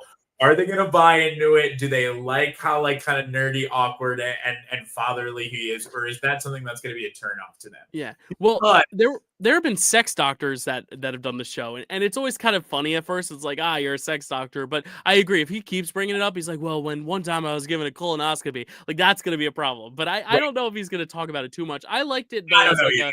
I liked it as like when you're doing this type of surgery that is so like vulnerable and intimidating for the patient, especially the first time, you got to build trust with the doctor in a very short amount of time. So I think building trust is going to be easy with Cedric. It just, can they keep the trust? Are they going to say, okay, I'm like you said, or am I ready to just go play with my friend, or do I want to keep talking to his dad? You know. And he also doesn't really. My thing is on both the video and really right here, he doesn't talk about his strategy. I like you said, like I know who he wants to model his games after. But I feel like those, like, obviously I don't know Earl, but I know Suri, and I know Suri always had a plan. And that's my question is, does Cedric have a plan? Or, like you said, is he going to ride the middle out? Because riding the middle is great, but what happens once the middle isn't good enough? Yeah. Like, what happens when it's final 6? Yeah, he doesn't have a plan. All he says is that he wants to emulate the quiet confidence of Earl, but that's more of like a way of being, more so than like active strategy, you know? So, let's move on. You said her name. Let's move on to Stephanie next. Here is Stephanie. And I looked at him in our first meeting and I said, hey, so just letting you know, when I get cast on Survivor, I'm going to need to take some time off. Okay, girl, sure, whatever. I grew up right in the middle of Midtown Manhattan, and I grew up really independent. I was a bit of a latchkey kid. The confidence and the self-assurance to just navigate the world. No one wants to say that they're a big boss, right? In so many parts of my life, I control how things go. I have to really get comfortable with not being in charge, even though I love being in charge. All right, Zach, thoughts on Stephanie? No, that's Franny 2.0 right there, man. Franny? Maybe, right? Okay. Like in looks or personality or strategy or what? I think a little bit like looks and personality, like that, like quirky and like sort of unassuming. We kind of and a little bit like strong and out there. Franny Franny presented that way in the preseason. She did not end up being that way. We ended up loving Franny. Right. Okay, I got you now. Yeah. Stephanie is. I don't really know. I don't really know how I feel about Stephanie. Her confidence is intoxicating. I mean, yeah. Right. I feel a little woozy after hearing it. Yeah. But I can see a world where she makes some people angry. Is that good enough? Like, I hate to be that guy, but like, is that good enough? Like, I don't even know if that feels like enough of an explanation as to why she may or may not do well. I don't know if Stephanie has what it takes to blend in with a tribe. It seems very much to me like she is like her mouth moves and speaks before her brain can tell it not to.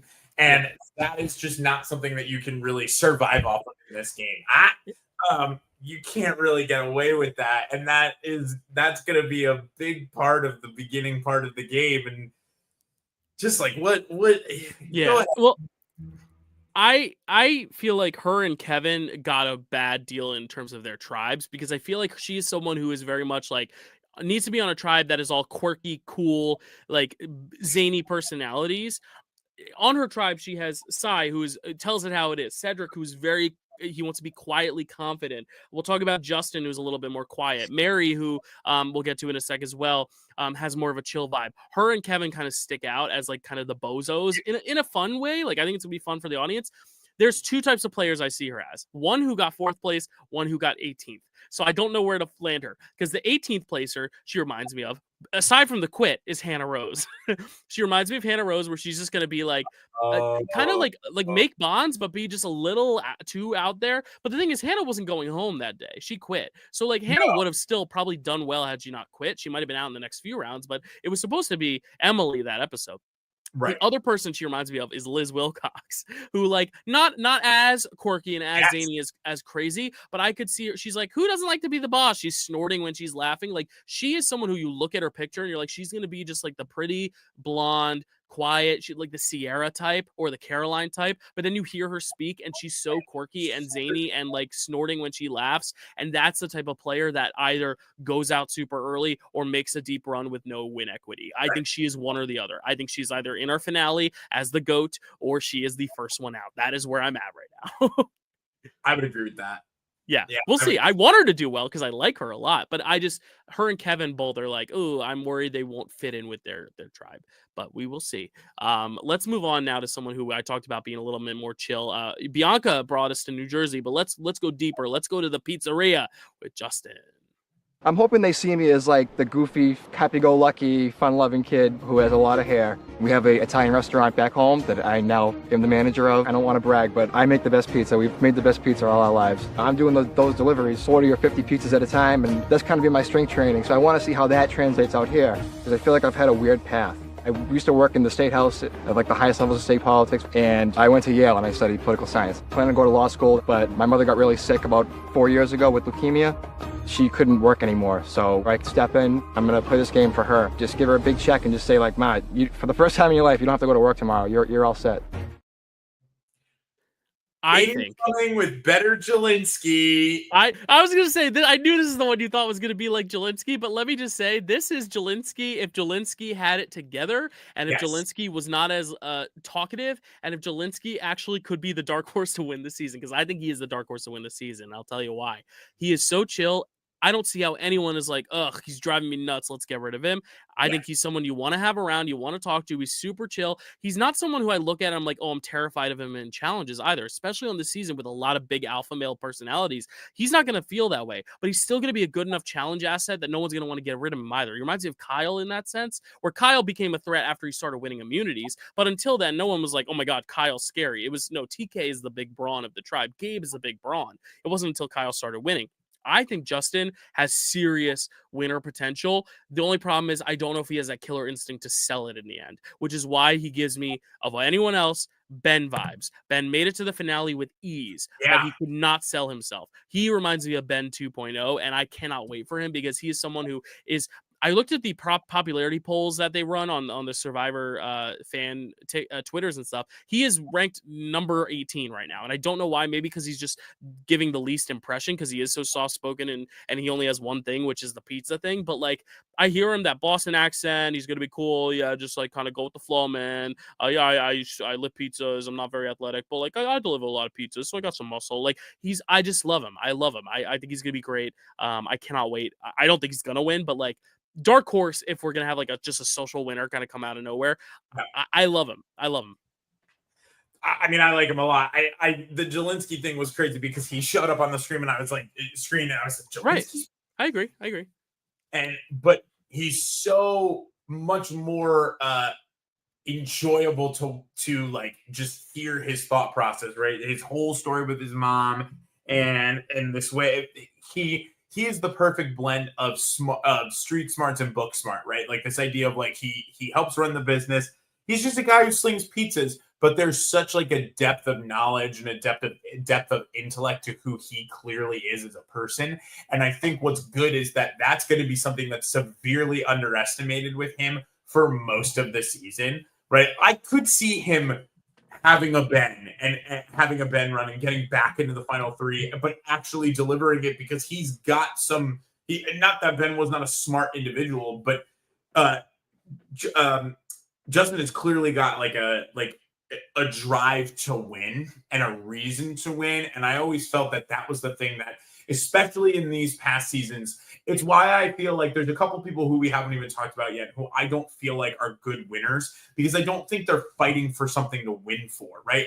And that doesn't mean that you always need to like give it over to your mom because she's sick, or, you know, donate it to so-and-so because, you know, you don't need the money, but they need it more. But having a fight and a cause to win, I feel like is always a more entertaining thing to watch in Survivor. Right. Because those people want to be there. At the end of the day, sir, it's like Big Brother and it's like The Amazing Race and all these things. They're social experiments, right? They are not. It's not just a game. It's an experiment to see what happens when you're put in this element and how far you go to fight and win in order to accomplish it. And Justin, is someone who I think has a lot of drive and want to win, but will not seem like an obvious fire out in front, which are usually the ones that get extinguished early on. Yeah. Couldn't have said it better. There is a world where he's still an early boot, just because his tribe is full of big personalities. If they all do link up, he could be the one out because he and Cedric are a little too mellow. He's the one I was alluding to earlier that I could see him and Cedric just riding the middle, because they're the two very chill vibe guys who are not going to be the loudest ones in the room, not going to be the most expendable. They're just chill numbers that you can pull along, like Ben and Charlie were essentially. Charlie started getting strategy later on, but it was really Maria and Jem kind of dictating the tribe there, and then Jem ended up going home, and then it ended up being Maria kind of taking Charlie and them rolling with it. But I mean, I honestly see him as the Ben, and like, or maybe he is. I don't think either of them are the Charlie, but him and Cedric could be the two who are just like, you know, the bros who are just kind of like cruising through the middle, you know, like not really going detected, which could be really cool. But the last person on the tribe has actually, if he is the lowest ranked on popularity polls right now, this is the one who is far and above the highest rank because she is the highest social media presence. Let's hear what Mary has to say. That is not a tweet on a screen, but rather a confessional. Let's hear what she has to say. I really want to play like Ben. He was able to be a spy, and I cannot wait to do espionage on the show. I spent almost a year hitchhiking and backpacking. Everywhere I went, people were saying like, wow, you know what, Mary, I've never told that to anyone before. And I was like, you know what, I actually appreciated that too. When I came back from my travels, I thought to myself, well, who gets to hear people's secrets every day? Oh, a therapist. So after I graduated, I started working at a methadone clinic doing substance abuse counseling. I'm fearless, I'm bold.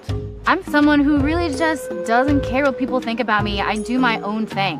When I'm out here on the island, I'm gonna do what I want when I want to. I mean, that wins seasons by being yourself.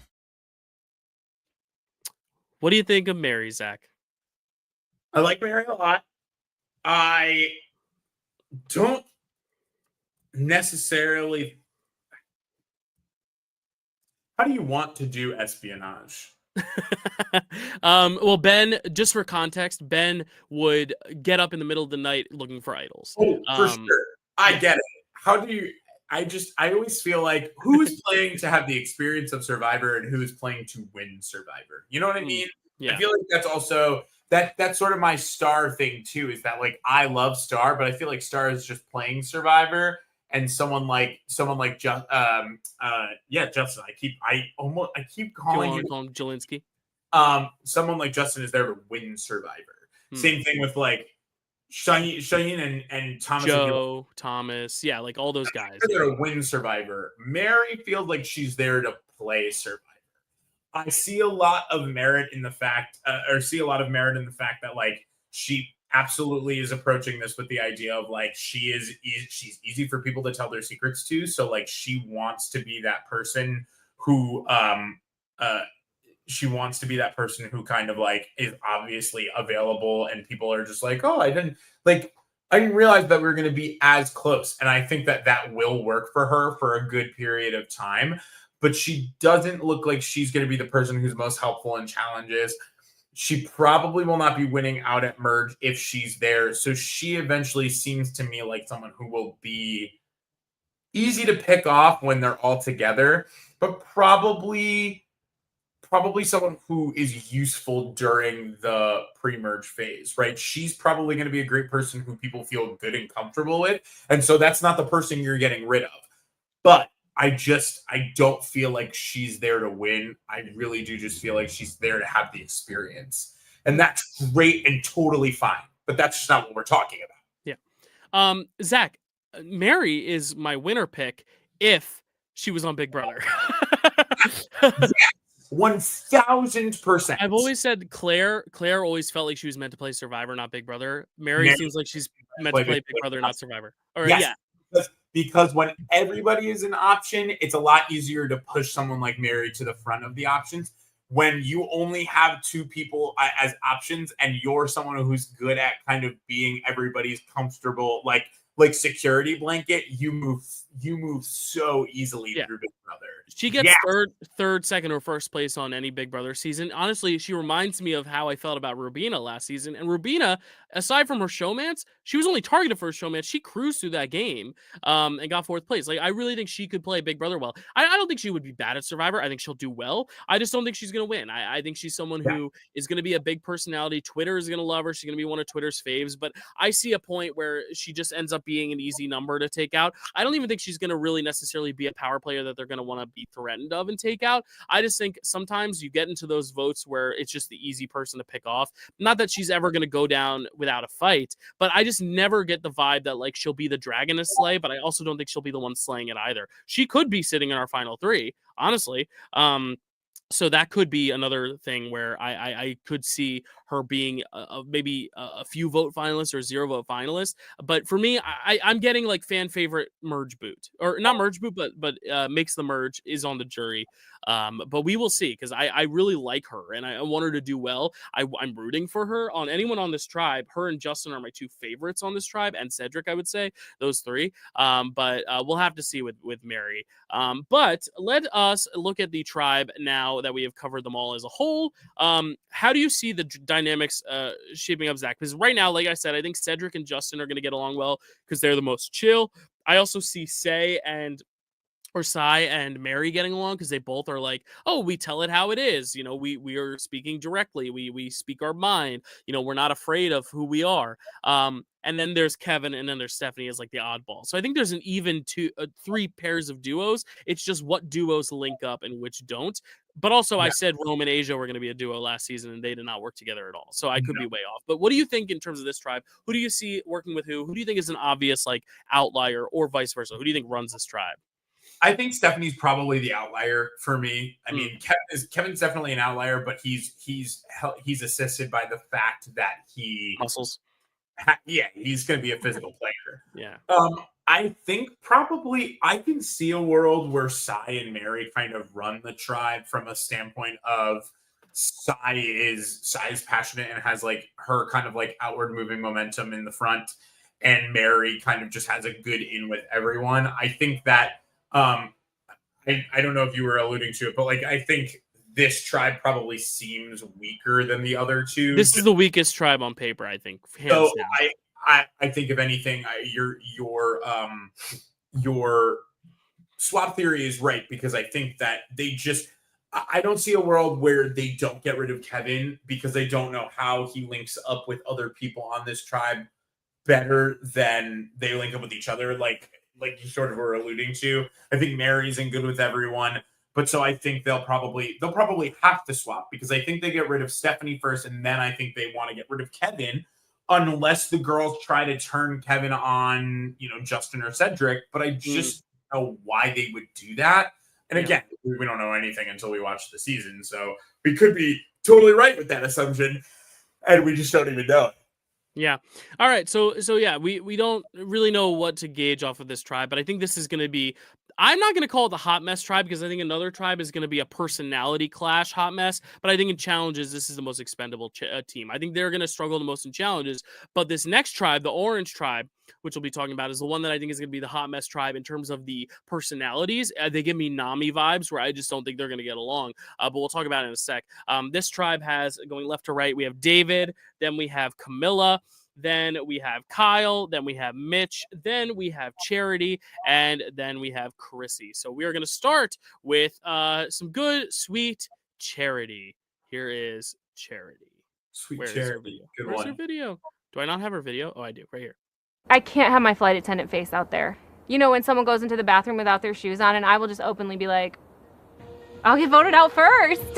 We grew up very religious, but very strict. There was a lot of pressure on my shoulders to be a certain way, to live up to certain expectations. I got a job at a mega church in the South. It was like a fork in the road. So I packed up my Ford Fiesta, and within 9 days, I had gotten a job as a flight attendant. I started watching Survivor when I started skipping ministry school. This is making up for lost time of all the experiences I've held myself back from. I am going all out on this. I just want to point out a few extra things that she didn't say in her video that could be really cool to this conversation. Her biggest accomplishment she's most proud of is losing 100 pounds and getting healthy inside out, now coaching women through health journeys. And your girl can sing. So, Zach, is this the woman of your dreams that is not your wife, but your Survivor player of your dreams? No, it's like looking in a mirror is more like it. Okay, this is you. Okay. I really like her. I think Charity to me is on that tribe probably the person who I would like to see succeed the most. Me too. Who I also think has actual ability to succeed. Because there's a couple of people on there who I think have ability to succeed, but I don't necessarily want to, and people who I think are going to lack in the idea of they're going to feel like they're going to struggle more than everybody else, but I would like to see them succeed. Charity, I think, is the happy medium where she has the ability to. She's got the personality and the drive to, but also you mentioned it before, Dylan, self-awareness is half of the battle of Survivor, and she's got a self-awareness, right? There is that feeling of I deal with a lot of people in my life and in my switch of what I do, but I also know that the personality I need to keep in check is mine. I need to make sure that I'm watching and thinking about what I'm doing and how I'm doing it. And this idea of, I love her story where she talks about how she grew up in this very religious setting where you didn't decide something different. And she is actively someone who chose to do something different. And I think that in a game like Survivor, there is merit. There's a danger in not always wanting to do the same thing that other people are doing, but that's also how moves get made. And that's something that a lot of people, especially in not really recent, because last season was just a fucking hot mess of this is happening and now it's different. But especially in things like 41 and 42, everything always felt kind of linear. You knew exactly what was going to happen. Charity does not seem like someone who is just going to let the basic happen. She's going to want to make a choice that's good for her, not good for everybody. And I love that. I love her. Oh, yeah, I really, really like Charity.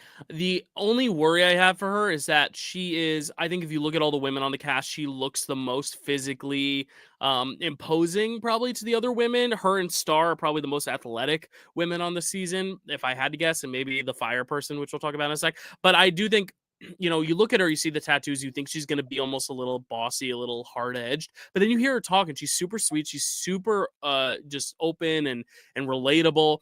I'm worried she's Sierra, where she's just too strong in the merge, and you're I'm terrified of her. I got to snipe her out. But I could also see her being like Lindsay from 42, where it's just we love this girl. Let's keep her along. I could also see her being like D. I don't necessarily know if she's going to play the flirt game, but just having that coalition of numbers around you and just being this really boss ass bitch. I really think she could be really, really great. So yeah, I think she's making the merge. I don't see a world where she goes out before the merge unless she royally butts heads. And I think of her tribe, I see a lot of people that might be butting heads or might have problems with one another. I don't think she'll be that. I think she'll be kind of the moral compass of the group. I could see people being on the outs. I don't see her being one of those people. So we shall see with her. But I do really, really, really like her. All right, Zach, who should we move on to next? Let's move on. Go ahead. Oh, were you going to do Kyle? I was going to do Kyle. Yes, let's do Kyle. I'm kind of good at sports. I'm kind of smart. I'm kind of funny. I'm the best average guy you'll ever meet. I'm hoping to go into indigent criminal defense. There is a lot about being a lawyer that is creative. You're constantly thinking about arguments and figuring out how it can best fit your client situation. The school that I went to was an affluent white community. The community that I grew up in was a black urban community. I feel like it's made me better every time I've been around a new group of people and I learned something new. If I can bring that story to the game and explain to people why it's important to seek out other people who are different than you, then I think I'd be pretty pumped up about that.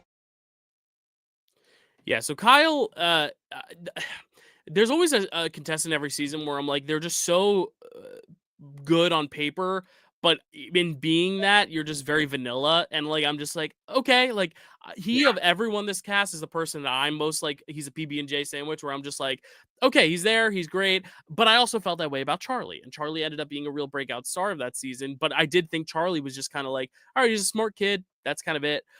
He gives me Charlie vibes, which is good for him because it means he'll probably do well in the game.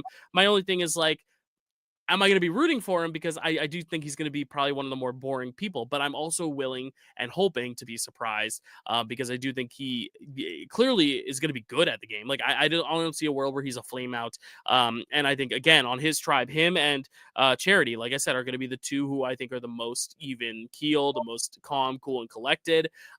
Even more so him, probably. He's going to be able to skate by. He's that glue guy. I just don't know if he's also going to have a lot of activity in the game, like in terms of like taking actual action. I feel like he could be more of a follower, but that's not a bad thing. We saw that with Charlie. He was a right-hand man of Maria, and then he started making his moves when he needed to. So I like him. I like his chances, but I don't think he's like, I'm not going to predict him as a winner just because I don't think the passion for me is there with him, but I don't think he's a bad winner pick at all if someone were to be like, yep, he's my winner pick, hands down. Not for nothing, Dylan. You sort of just outlined how him and Charity could absolutely just be Charlie and Maria again. And I think that for me, the two of them do stick out as kind of the most compatible when it comes to their personalities, right? He is sort of like, first of all, I love, can you get a screen cap of just him shaking hands with his dog?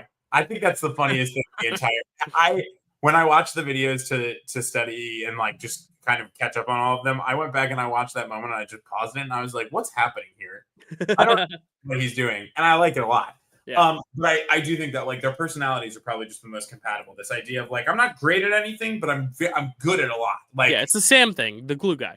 Right. I do everything well enough that I can get things done. And this, what I love that he talks about is this idea of like, I went to college in a very well-off white community, and I grew up in an impoverished Black community. And so he has this feeling of being a part of both communities and like what it's like to be in the middle. Like you were at one side while you grew up, you went to another, you like ended up at another side as you entered your most formative years as an adult. So like he's going to be able to see things from multiple different sides, right? There is not just forgive me for saying so, there's not just a black and a white, right? Like there's not just, you know, the way it is versus the way it should be. There is a matter of, hey, I'm going to be offered these different situations depending on how this game goes, but I'm ready to face it. And I like that. Kyle, based on vibes alone, is a huge pick for me, but I do sort of agree with you where I don't know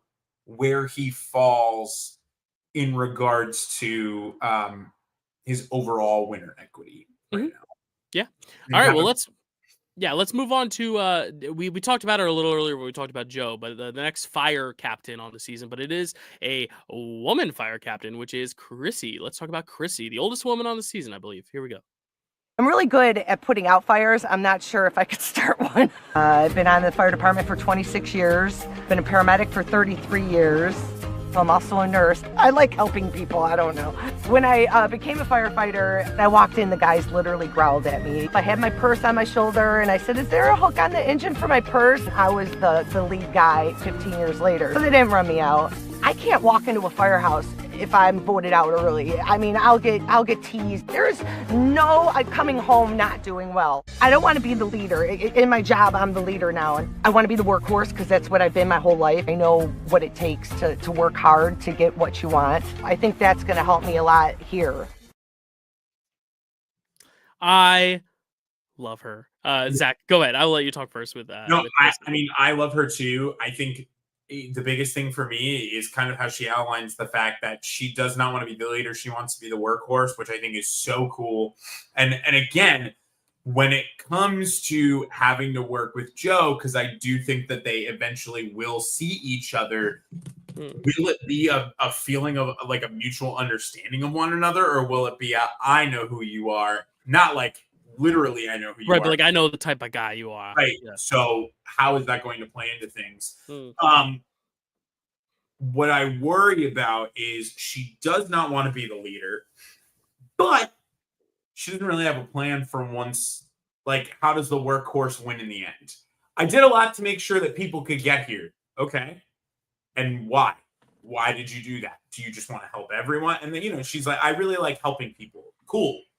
But what does that mean to win the game? And I do get the feeling that she wants to win, right? Like I know that she wants to win. This idea of like, she, even her reason why she wants to be the whole sole survivor. I'm doing this for me and my family and my friends. I have friends fighting cancer. My mother is getting older, but she finishes with her same sentiment, which I want to help all of them. So that sentiment will drive her forward. I have a 100% feeling. But what does that mean for her strategy? How does helping anyone make you a winner? Yeah. I think the trajectory of women in the new era who are older is very good. Julie did very well. Tiffany didn't do very well, but she made the merge. Maria did super well. Sue made final tribal council. Carolyn did super well. Heidi did super well. My thing with her, as long as she's not a liability in challenges, which she probably won't be, I think she's making a merge. And honestly, I think what you said about strategy is so true, because I really don't see her being, because there's two types of women, older women you see the types who are just kind of dragged along as a number, and as a loyal social player like Sue, or even Carolyn, who had some activity. Obviously she had an active gameplay, but was very much the second or third in command to Carson and Jam Jam. Or you have the person who is dictating the moves, who is really going out in front and making these bold plays, like Maria, and to a subtler extent, Tiffany and Julie. I think she'll be somewhere in the middle. I see her being a follower in the strategy, not really dictating any of her strategy on her own. But I also see her having this harder edge to her of like a Tiffany or even a Maria, where like I could see, and this is where I was talking about this tribe being a hot mess. Look at most of the fights in the pre-merge start. It's because of camp life, and I could see her very much being the workhorse, but then feeling like pissed off that she's bossed around by these big guys, specifically David. And I really could see her being someone who butts heads with David. And I really don't think she'll butt heads with Joe, but she could very well be like, I just don't want to hang with the guys. The guys got to go, and that could be a problem in terms of like fighting and like drama. But I also think ultimately she'll win out because she's likable. She likes helping people, and I think the people who are not the big alpha males are going to gravitate toward her. So I think she's someone who has a lot of range of potential. I don't think she wins the game. I just don't get that killer instinct from her. She almost seems just happy to be there, like you were talking about with like Mary. But I also think like I could see her making final tribal even. Like I could see her being like your final tribal runner up, or even your 0 vote finalist. Even then I could see her getting a vote or two just because people like her. But like I get that vibe from her, because women have done really well at this age demographic in the new era. Well, and notice I haven't talked about like how I think she's getting voted out. I think she probably, if I'm, again, spoiler alert, I think she probably does make final tribal. Yeah, we both have her in final tribal. I think she probably does make it there. Yep. But it's not a matter of if I think she makes it there or not. It's a matter of, is she going to win? And I will just tell you now, it's probably not. No, I don't think she's going to win. But let's talk about someone who's really winning in life, really overcoming something big, which is the first contestant to have a stutter on the show, which is Mitch. If Mitch, who stutter, can go and play Survivor, then you can too. Growing up stuttering was incredibly challenging. Small everyday moments really stressed me out because I knew I would probably stutter. So it really forced me to be resilient. I was always afraid that my speech impediment would hold me back. Prove to myself that I'm more than capable of doing anything. All right, so there's a little bit of a problem with Mitch, and it's the fact that when I watch his video, I love him, I want to be friends with him, I want to talk to him. But then when Dalton Ross and Mike Bloom asked everyone their pet peeves, I don't know which person it was, so I'm not going to say who it was. Not pet peeves, but hot takes of the season. He goes, I think the hot take of the season is that there's going to be an all-male Final 3, and I can't wait to be a part of it. And I went, no!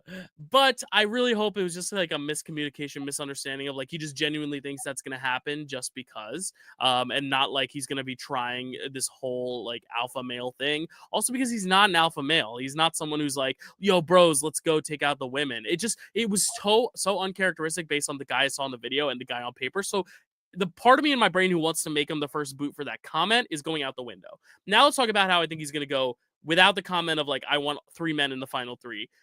I think he's going to struggle.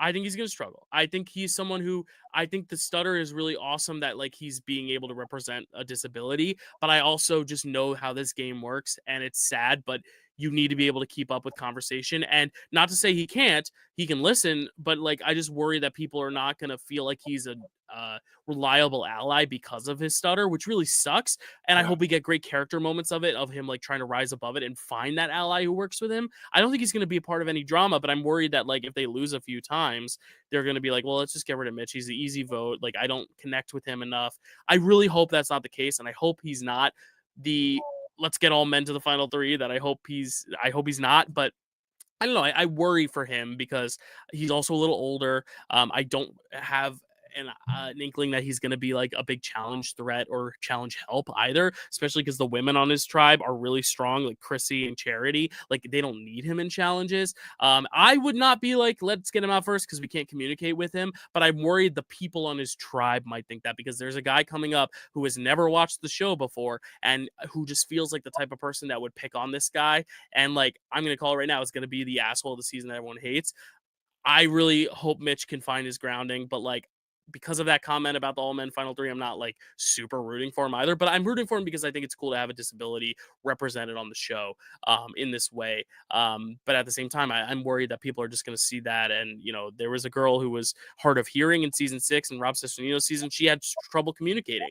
She made it far. She made it to 6th place, but she just didn't communicate very well. And it ended up really hurting her social capital toward the end. There's also a contestant on Worlds Apart, Nina, who was out 3rd of her season because she just could not communicate well with her tribe. She felt like an outsider, and she ostracized herself. She kind of took her own time and was like, I just can't be around them right now because I can't hear, I can't communicate. It's frustrating me. And I'm worried that I think Mitch will be more willing to be like, I'm going to try. But I'm very worried for him. I feel like he's got the whole, like, we love his story, but like he's there for his story, and he's the Banu of the season, in my opinion, where like we don't see him for more than 4 or 5 episodes is my prediction. Or he is another final tribal, like, you know, maybe he makes final tribal and gets a vote or 2.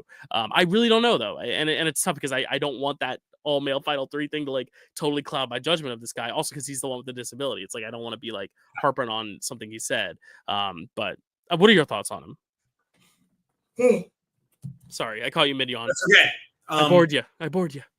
You did not. I am very conflicted about Mitch. Sort of for the same reasons that, I mean, not just like obviously like, oh yeah, Dylan, you said it all, but really like in a game that is a social experiment, one of the things that we have to kind of outline and think about is how do things like a speech impediment or a disability, how do they inherently affect the way that someone might do as a competitor on the show? Now, here's the thing. I think that from Mitch's standpoint, he's a physical attribute to his team.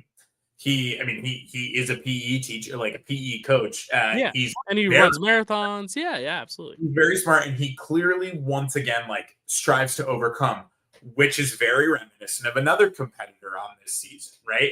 I do have a feeling, and I don't just say this to be like, oh, it's the 2 people with disabilities, but I do mean in like something that you said was that like Nina ostracizing herself, or someone who has trouble communicating, that becomes sort of like a crutch and a heel for them to have to overcome.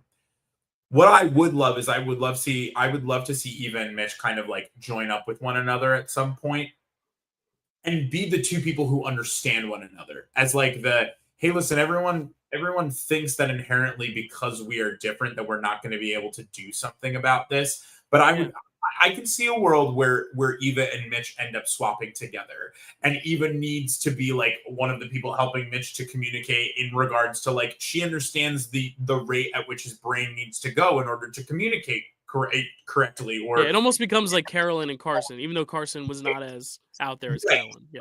But I can see a world where like them 2 as a pairing. That's why I'm not ready to just give up on Mitch just yet, and I don't think you are either. But especially given what's coming up, I very much understand your thought process of like, it's very easy looking at that tribe, especially because I don't think there's anyone on that tribe who stands out as like no, I don't like, I think their personalities might clash. but I don't think that any of them are going to be like inherently the weak links of the tribe. So I can see a world where like I can see a world where Mitch becomes kind of like the easy boot of like, we can't communicate well enough, which I would hate to see. But I can also see a world where Mitch becomes sort of like a good confidant and honestly probably moves into a realm of like, I'm just going to listen. Like I can't communicate as quickly as everyone else, so I'm just going to listen and I'm going to be a good ear for someone. And I could absolutely see him being a good ear for someone like Chrissy, and Chrissy being like, we cannot get rid of Mitch. Like I am not getting rid of Mitch. And especially early on, you just need one person in your corner to openly advocate for you. And suddenly you make it through a couple more rounds. And now you have some leverage and some ground to move forward. So I would love to see that. Will it happen? Who knows? Do you take any stock into the all male final 3 comment or no? I didn't know about it before you told me, so I'm going to take no stock in it. Okay. Yeah, it's one of those things where it was, what do you think your hot take of the season is going to be? And it could just be like, I think this is going to happen versus like, I want this to happen. It's more like, I think the women are going to be so strong that we're going to have to take them out. And I don't know. I hate that thinking, but I don't know. We never really seen like an all male alliance try to form anyway.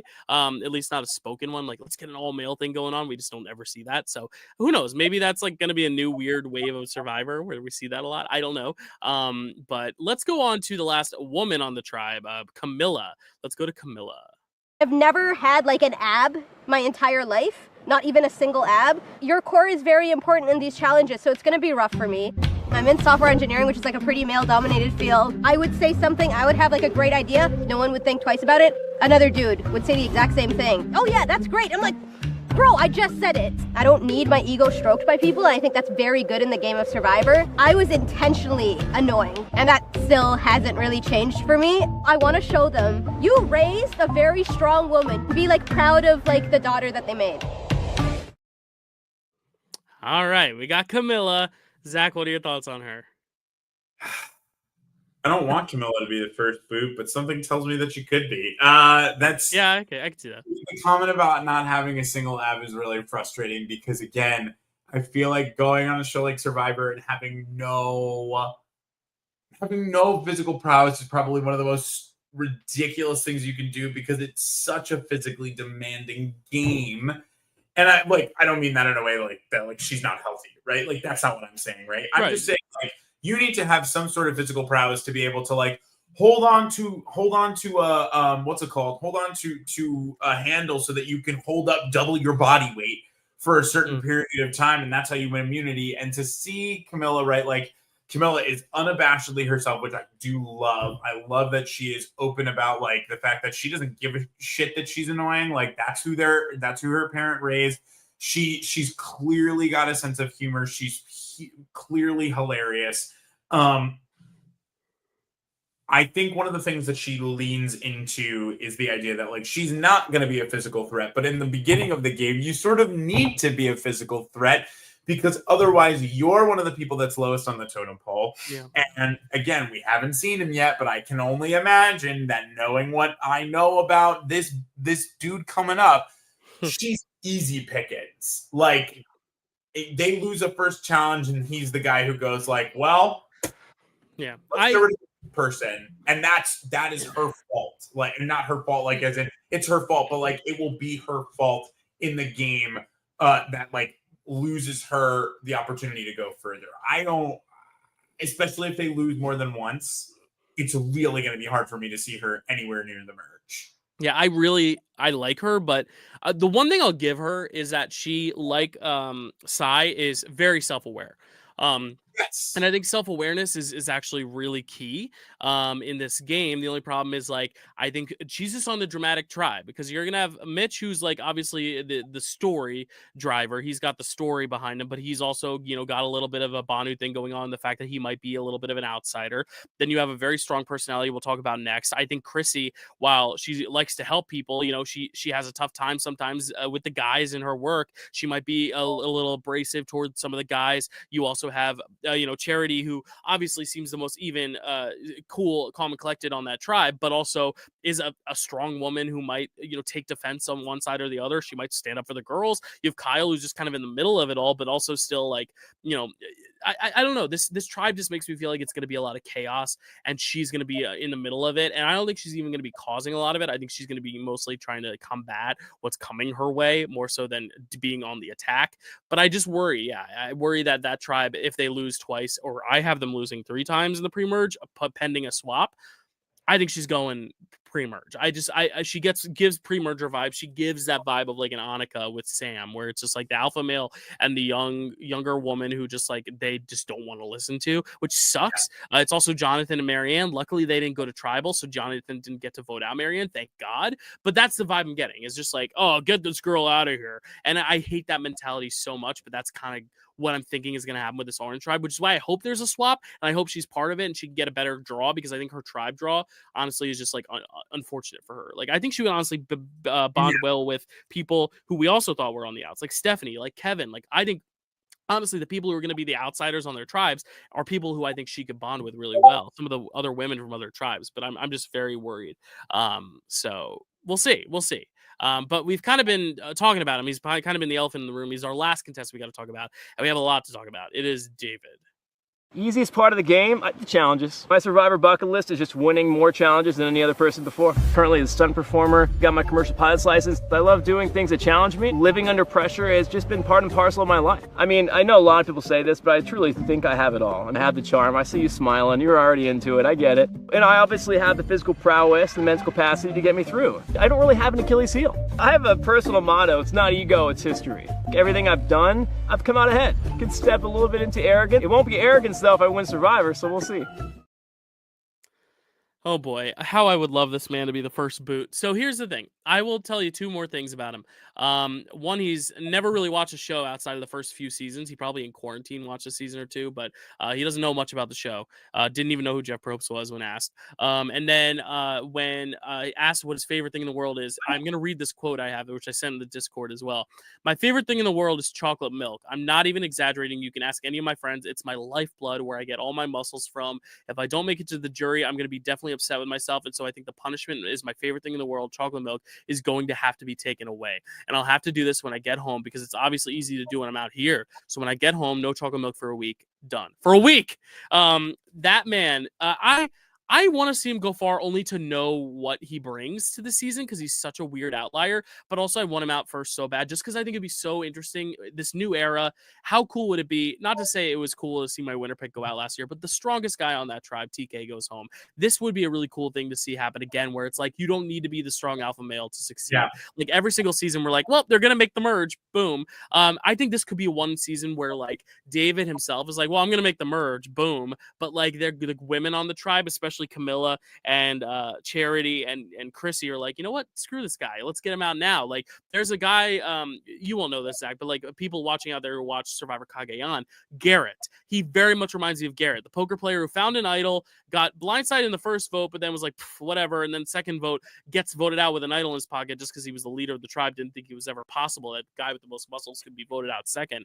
I don't know. I really think David could be someone who we lose pre-merge as a shocker to like the casuals, but like we're just sitting there like eating with the popcorn, or he's gonna be the one who's at like final 7 or 8, who's just winning all the challenges. He said his goal is to win the immunity record. Maybe that is his legacy. Maybe he butts heads, gets to the merge, wins 5 or 6, breaks the record, and then goes home. If that's his legacy, that's kind of boring and annoying, because also like I feel like that makes the gameplay less fun, because you just have this outlier who just keeps winning everything, who's just like a non-factor. But I don't know. I want to see his downfall, but I also love a good villain. So as long as it doesn't get into the territory of like bullying a guy with a stutter, which I'm also worried could happen, I'm really hoping and giving him the benefit of the doubt that he's a better person than he lets on. I think he could be putting it on for the camera. He's a stuntman. He's an actor in a way. So like maybe he's just kind of hyping it up a little bit to kind of get on the TV and get the good sound bites.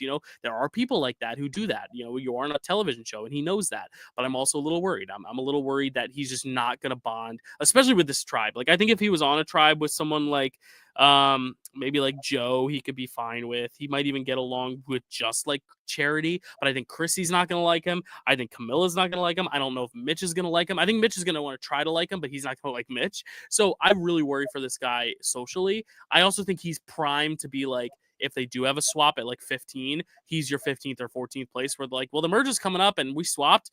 We can do without him for a challenge. Let's get rid of him there. Like, I would love to see this guy be the guy who gets swap screwed.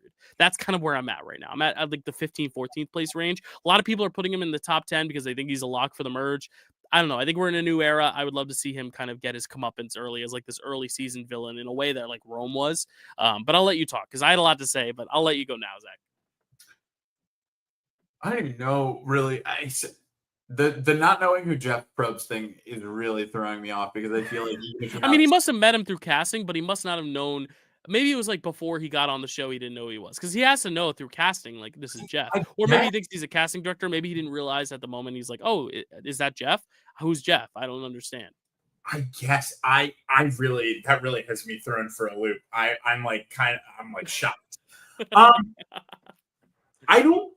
So here's also what I don't understand. His pet peeves are a lack of consideration for those around you, someone being rude or ill-mannered. One of the things he values most in an alliance partner is kindness. But in that interview, it's and like you said, I think it all could be 1,000% an act, right? Like he is a performer, like he knows what he's doing. I mean, he is just like he to me screams, I am so much of a challenge threat that if you have the opportunity to get rid of me, you should just do it. Because otherwise I feel like, especially like early on, I know you want to win challenges in order to keep moving. But if I lost a challenge, I would almost be okay with losing him based on just that. Now, we could be fully wrong. We did not see a lot of him in that preview at camp. And there are a lot of, I mean, like in almost every other interview, not all of them, but like, I mean, we don't really see a lot of Chrissy at camp. We don't see a lot of, who was it? We don't see a lot of like Mitch at camp, but we do see a lot of people like, we see a lot of Stephanie. We see a lot of Kyle. We see a lot of Sai. Like, I feel like not seeing a lot of him at camp leaves a lot leaves a lot up to interpretation as to what can happen. I would not like to see him go far just based off of that alone. Enjoy the chocolate milk, guy. I really don't know what to say about him. He says he knows who he is, but I actually don't think he does. Okay. Well, and I mean, like in the realm of Survivor, I don't think he knows who he is. Yeah, it could be a lot of like this is his journey to find himself in a way. But yeah, I don't know. I don't get a great vibe from this guy.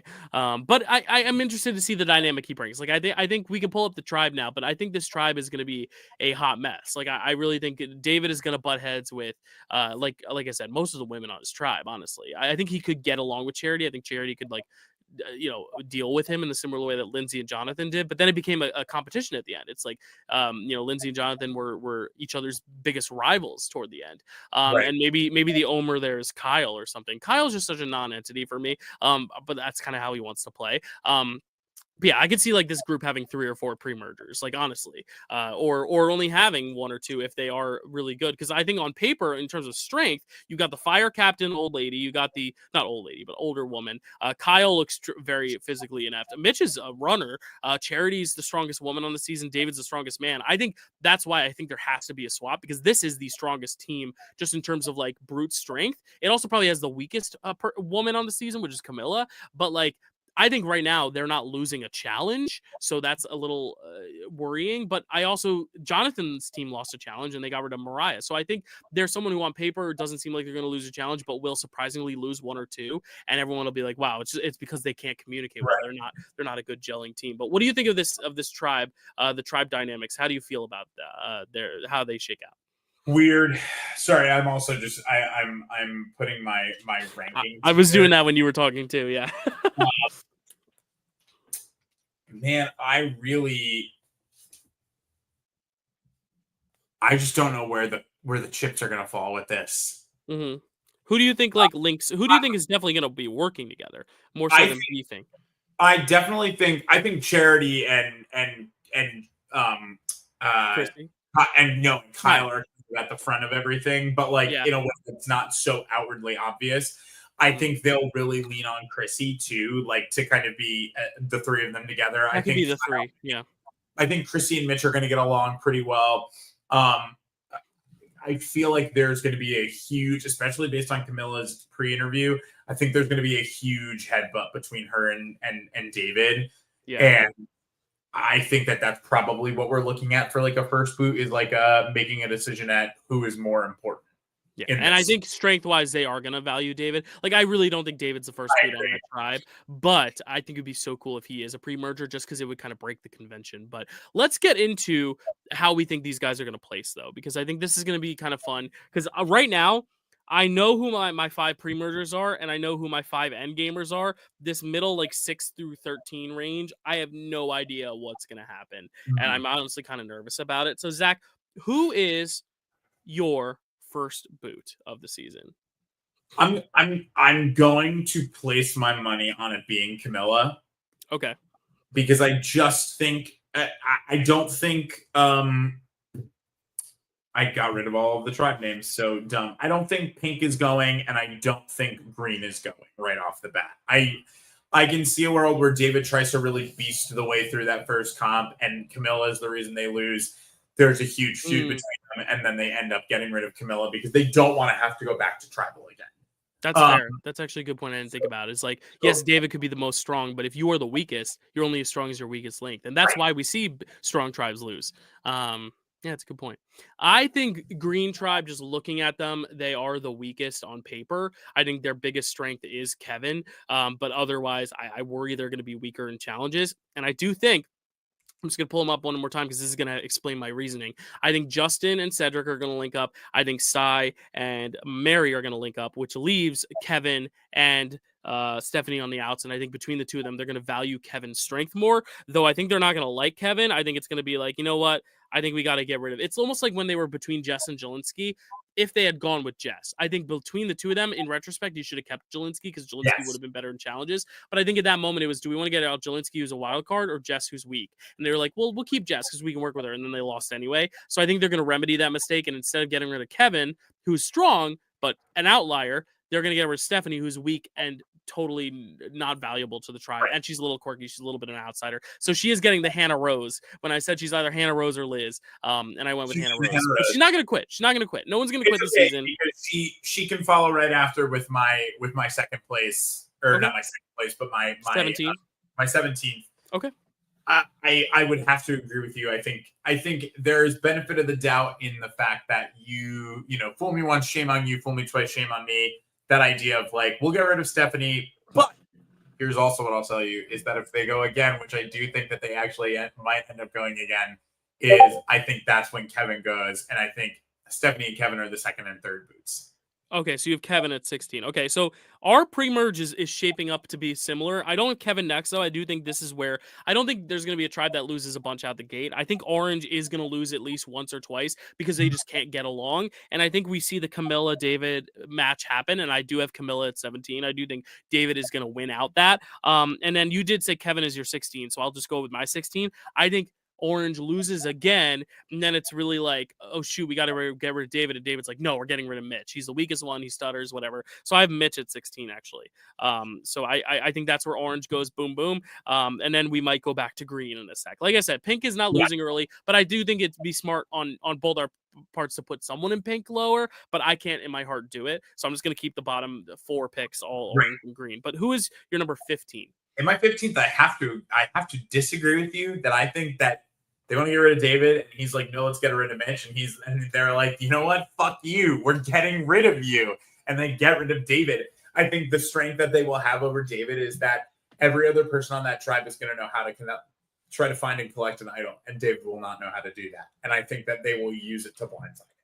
You know what's so funny is that if there is a swap, it'll be at 15 because it's going to be 3 tribes of 5. And like I said this earlier, so I'm not cheating off of you, but I think David is primed to get swap screwed and be like, oh my God, totally blindsided. And I think it's going to make everyone so happy out there. I really hope we're all wrong about David and he's going to be like the sweetheart. Like, too, remember Turner on Big Brother? We were like, this guy's the worst contestant they've ever had. And he ended up being the fan favorite in a way. Not really. Taylor was the fan favorite, but all right. So we have 3 of the same 4 bottoms. I'll just say my 14 right now because it is Kevin. I think this is where, like, I don't know. I feel like Kevin doesn't make it long into the game, but I also feel like he's strong enough that they'll keep him a little longer. If this is like a tribe swappy area, I could see him just not fitting in with anyone quite yet because he's just kind of this dumb guy. No one could get a good read on him. I don't know really what to do with Kevin, but I feel like he's giving pre-merge energy, so I have him at 14. Who's your 14? Dylan, you might disagree. But I got to put a pink at 14. That's fine. I have a pink at 13. It's okay. I will say I took the easy route out. I did say Bianca. Our rankings are so similar because I have her at 13. That's so wild. Yeah, I think that she just misses out, and that's what I mean. It's one of the hardest things about the game is that, like, especially when it gets to you're finally there. You're finally at that first tribal. They haven't had to go to tribal, whether it's they've swapped or whatever it is. I think even if they're in their initial tribes, it doesn't really matter. I think she's probably the person who has the hardest time finding a niche in that little grouping, and it's going to bite her in the butt. Yeah. At 13, this is kind of like the earn the merge area. Whether or not this is the last pre-merger or the first merge boot, I think if at that point all the pinks are there, they got to get rid of a pink at 13. And I just think the guys will be strong enough. They're not going to want to go after these big guys because, like, what if Thomas has an idol? What if Joe has an idol? What if Shaolin has an idol? So let's go Bianca. She's a safe choice, or Star, but I think they'll go Bianca. So I have Bianca at 13. Who is your, like, mergatory boot? Are you ready to be sad? Yeah, it's okay. I think Star fizzled out, man. Okay, that's fine. I think stars are just dying planets, and unfortunately, we've got a dying star. And I know I saw Carly actually put it in the Discord a little earlier. Star does give such Marianne vibes and just like her immense personality, but I agree with Carly's kind of idea of like I hope that she can turn it off. And I wonder if Star's ever going to be able to turn it off. And again, when you have someone that's so likable and you have an opportunity to kind of get them out of your way, how do you not take that opportunity? And it's not like a secret, like, oh, everyone likes Star. I think everyone is going to openly like Star, and that's going to be a problem. Yeah. Now the 12 and 11 is kind of where we have like that double boot thing where like one is on jury, one is not. I think that's where 12 and 11 are. So, assuming it's like a double boot, I think this is where we're going to see like someone who's like maybe a little under edited, someone who's maybe not like the biggest star, kind of goes out, you know. So I think this is where I'm going to put Cedric at 12. I really, really like Cedric, but I feel like he's going to be someone who's easy where they're like early merge. We got to decide on someone, you know, the green tribe, you know, now that, Kevin and Stephanie are gone, you know, the 4 of them are really tight. You know, you have Justin and Cedric and Sai and Mary, and it's like that group is really tight. It's almost like, remember when Tim went out, and everyone was like, it's Tim, he's gone, he's, you know, it's whatever. Like I feel like that's kind of where Cedric could lie, where they're just like, yeah, let's get him out. He's older, he'll be fine if he doesn't make the jury, and he'll be sad because he won't make the jury, but he'll be okay about it because he's just like the good dad. It's almost like the Roxroy position where it's like, he goes out in the double boot, and we're all kind of like, okay. And then at 11, the other side of that double boot is actually where I have Star as well. I could see her being a first juror. She gives first juror energy. She's someone who I think could fizzle out early where like everyone just doesn't vibe, like they don't know how to vibe with Star. It's almost a little too much energy, or she's going to be someone people want to bring to the end. So I'm going to kind of stick her right here in the middle at 11, but I do think this is where she could kind of be a prime spot for that first juror, Mayor Ponderosa. Like, you know what? I played a good game, but she's so likable. She's a little out there, a little wacko. So like, let's just put her on the jury. Almost like kind of Soda, even though Soda I think was a little bit more, a little less of a character than we thought Soda would be. This is also where Soda went out. So I'm just kind of relating it back to 46. I'm realizing because Tim and Soda is where I'm going with like Cedric and Star. But who is going to be your double boot here? Assuming they do the double boot at 12 and 11. So I am going to say the person who just misses out is Mary. Mary, okay. Even though she's probably got a lot of good social prowess, I think that where she's going to suffer is the fact that she does not she doesn't have the kind of like ingrained relationships and like the tight knit duos or trios that everyone else is going to have, especially at that point in time. And I think it's going to lead to her probably going out right before jury, which sucks. And then Dylan, Who's your first juror? I think Joe's going out right at merge. Okay, that's fair. Joe goes out right at merge. I think Joe probably gets a little too, forgive the pun, heated throughout this kind of like pre-merge phase, and I think they see it as an opportunity to like, listen, we can't all three of us go in, or they're gonna know. Mm-hmm. And I think between Thomas, Shaheen, and Joe, they're gonna make the decision to cut Joe out. That's fair. At number 10, this might hurt your feelings. I'm sorry, but I'm gonna put Charity at 10. I think she's someone who like. Okay, keep going. No, I just feel like she's someone who. There's going to be a point where she is still the strongest woman out there and they want to get rid of her because she's just very intimidating in that sense. But I also could see a world where she does catch her grounding. But also, if you look at it, like once David's gone, she'll probably be cruising for a while. But then people are going to be like, yeah, we still have to look at, Charity and Kyle. They're sneaking by in a similar way that Emily and Caleb were, where they were the last one standing, but they were, still big enough threat that they needed to split them up. So I have Charity, Kyle, and Chrissy all coming in the merge together, and I think that's going to be where they're like, oh, we should take out one of the oranges as well. And I think she's just someone who I've always thought she could be the Sierra of this season, where she's just like very well rounded, and because of that, they boot her in the like 10 spot. But I hope I'm wrong because I really really like her. Who's your number 10? At number 10, I've got Eva. I think that Eva is unfortunately built to kind of. I think I'm running with my idea of this like cool Eva Mitch partnership, and I think that they catch wind of it. And I mean, at a certain point, you have to understand that Eva is not going to need too much to beat you in the end. She's going to have the story, she's going to have the relationships, and that is going to be dangerous. Okay. At number 9, I mean, just looking at who's left, there would still be a bunch of greens left, like Mary and Sai. I could see working together where they want to split that up. So I do a Sai here. Sai, I really don't know where to assess because I could see her being an early boot or see her making it really far. So I just think for safety, I'm going to put her at 9, even though I don't feel good about that. I feel like she gives like mid-merge boot vibes to me, almost like a Chanel or a Tiffany in that way. But I think she has more upside than like Chanel, but maybe a little less potential than Tiffany, but Tiffany went out around the spot. She went out at like 8. Drea went out around 8, so that's kind of where I kind of fit in Sai there. Who do you have at number 9? That's where Cedric goes for me. I was trying to figure out where. I think Cedric is built to leave in the middle and to be a really, really great and like unbiased juror. But I don't think he makes it far enough to net the win in the end. Cool. Number 8, this is where I think like they take out a big threat. This is where Shan went home. This is where Drea went home. I think this is where Shaolin goes. I think he's just someone who is either going to win the game easily and storm his way to the end, or he's going to be targeted and like maybe win a few immunities, and then it'll finally come out that like he's just the biggest threat. We got to get rid of him. This is where Kyle went home too. It's just like he's like that biggest threat who's just still there. It could also be Joe, but I think you'll feel like Joe's still got like that dad energy, where Shaolin is just kind of the guy who's like, I don't know. He very much comes across as a gamer and not in the subtle way that Thomas does. And I also feel like when you have those 3 guys there, Shaolin, Joe, and Thomas are all still going to be there. I'm realizing, and Eva. I just think that Pink tribe is gonna dominate. That they're gonna start taking shots at Pink. So I think Shaolin goes out. And then right after that, I might as well put another Pink. Right? No, I don't want to do that yet. I'll keep Shaolin at 8, and I'll predict that 4 Pinks make the finale, but that's okay. 3 Pinks make the finale. You are crazy. Sean's is also at my 8, and for a lot of the same reason. I think that Thomas decides that he's got to let go of him, and therefore decides to kind of push him away as like, all right, I'm a free agent, and oh my god, I'm alone now. And I think that's part of Thomas's whole like shtick. And then I'll follow him right up. I'll follow him with 7, which is that's where I think that Mitch goes.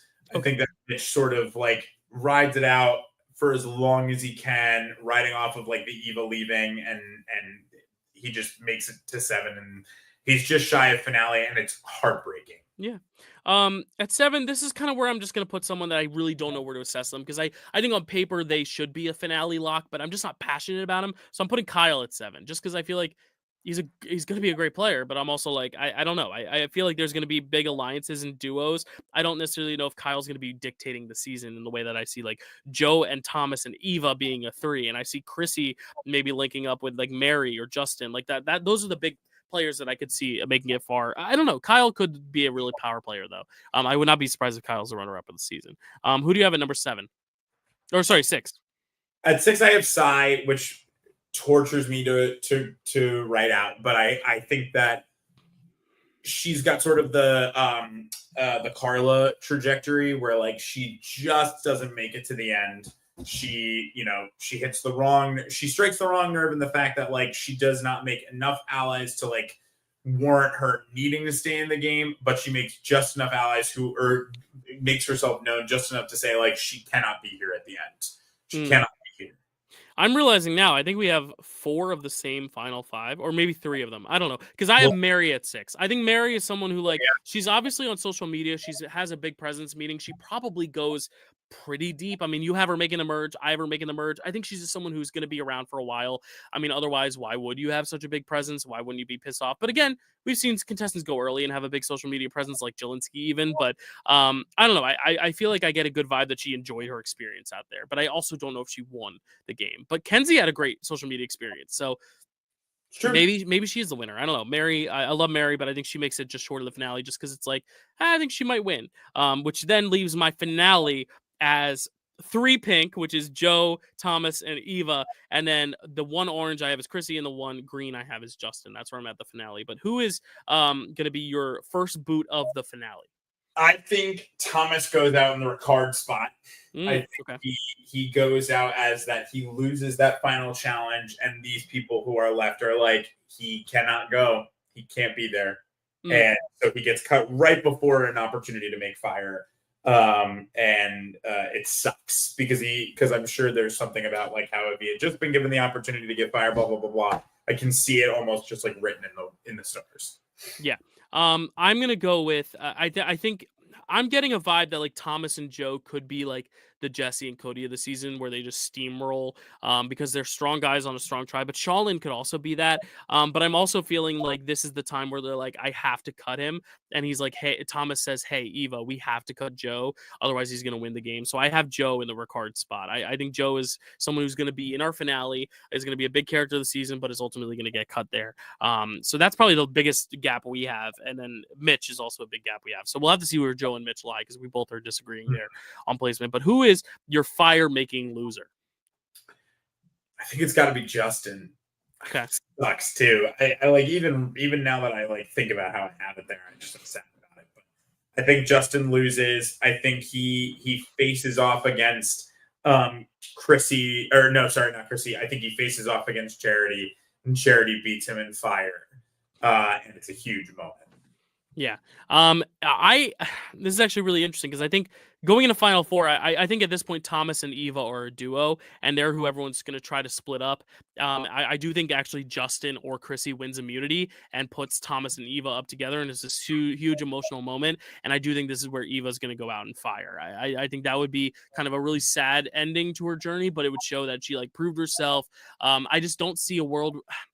I don't see a world where Eva wins this season, but I also see a world where she makes it really, really deep. And I also struggle, like, if she's in Final 3, I feel like she's a pretty likely winner. So I'm trying to just think about, like, okay, so she's probably not going to make the finals. And because if she makes the finals, she's winning. So I'm just kind of doing the puzzles in my head. And this is where I landed with her. But, if she is following the teeny trajectory, then this makes a lot of sense. But, okay, your Final 3, who's your 0-vote finalist or who's getting the least amount of votes? I think Chrissy's getting the least amount of votes. I just think she lacks any sort of strategy sitting in there with that Final 3, and that plays against her. It's sort of the Sue trajectory, right? She's a great ally, but not a great player. That's great because I have Chrissy at 3 as well. I almost said Sue. But yeah, I think Chrissy is someone who I really see the upside of her going far. The hope is that she plays like my favorite contestant from 39, who is Janet, because Janet was someone who at the end had an idol at 5, was going to play it, and then got idol nullified out of the game. And if she had played her idol, she was the best fire maker on that island, she would have won the game. So I'm Right. hoping there is another Janet somewhere who's just like this old super mom who's like just so good at the game, even though she's older than everyone else. Because that is what I hoped Sue would be, and it wasn't. Maria was a little bit more of a villain.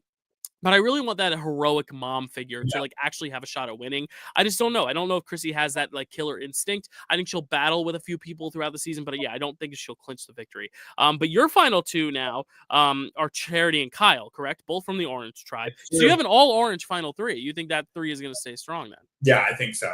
Cool. And then I have an orange, green, and a pink in final three. So I have Justin and Thomas as my top two. But who is going to be your runner up? Who's getting a few less votes on the winner? I think history repeats itself, and it's going to be Kyle. I think Kyle is going to just find himself shy of a win. And I think it's because he's going to get out-talked. Okay. And that means your winner is, you might as well just say it because it's the last player. I gotta go. I gotta back myself, right? I gotta back the person who reminds me most of me. I gotta back Charity. I like to imagine that she'll win. I like to imagine that based on, as we talked about her while we were discussing. I'll tell you, Dylan, I wasn't sold on a winner pick. I kind of I started building my list. I had a pretty good idea of who I wasn't gonna pick. So like the bottom 5, bottom 6 were pretty easy. But I wasn't sold on who I was going to pick as a winner, and I kind of built my list around the winner. The more we talk about Charity, the more I see a trajectory for her to be able to navigate the game on all sides and not just be a one-trick pony the entire time. So nice. I like that about it. Nice. So my runner-up, I just don't know if he's going to have the killer instinct to win, but he might get a few votes because of his mom, and that is Justin. But ultimately, I do think the winner of the season, just the person that when I saw his video, I was like, that seems like a guy who's not going to be the biggest threat, but is the biggest threat, and that is Thomas. I think Thomas is my winner pick.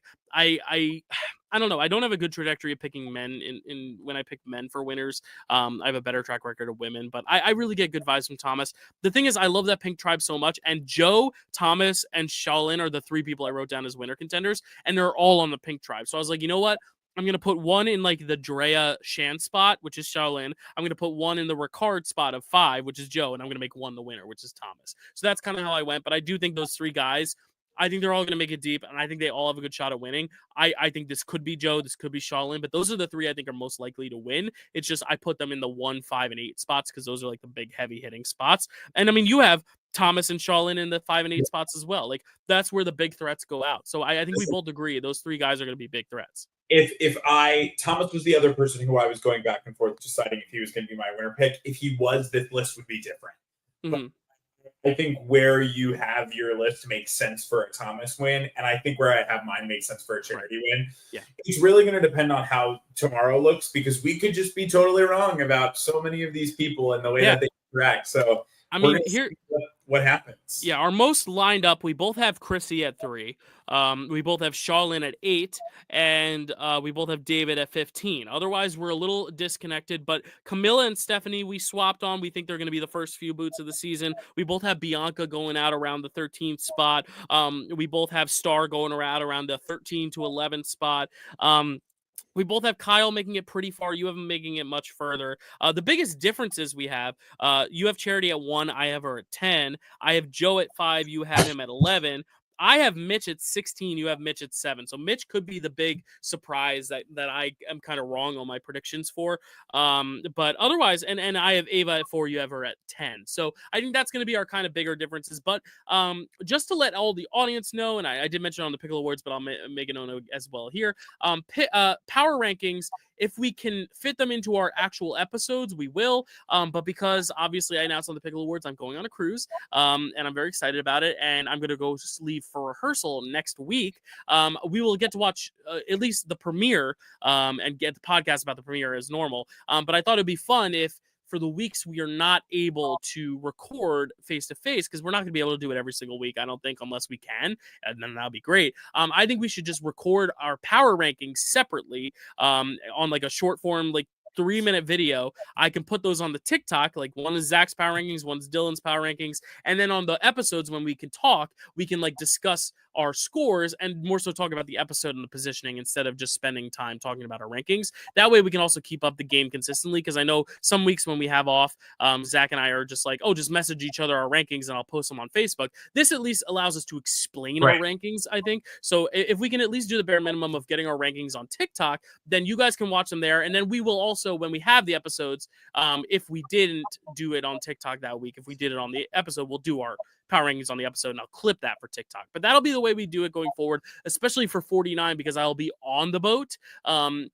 And Zach and I will not be able to podcast Monday and Friday mornings, which is when I'm docked in America. So we probably won't be able to podcast. So what the hope is that I will be doing my power rankings. You'll do your power rankings, Zach, on TikTok. I'll post those every Monday. So you'll have all of Wednesday through Monday to get that to me. I'll post them Monday. And then hopefully we'll have Zach on with a guest if Zach is free to talk, whether it's Matt, whether it's Austin and Ingrid who have been guests, or maybe other guests that Zach wants to have on. Maybe his wife will join if she's been watching the season. Who knows?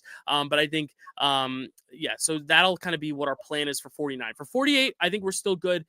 48 will end before I get on the boat, so we'll still be able to podcast, even if it's not every week. We did it in Minnesota, I believe, for Rome's boot. I did it. I did it with Matt, actually. But I remember watching the Survivor episode in Minnesota. So I think I'll be able to podcast. But for power rankings, those will just be a TikTok thing. I'm also going to try to do my Recipe for Reality small bites tomorrow, actually. Actually, now it's past midnight, so later today, I'm going to be doing our results for our Survivor 50 fan pool that we ran on the channel. I'm going to be giving the results of who you voted for as your cast for Survivor 50.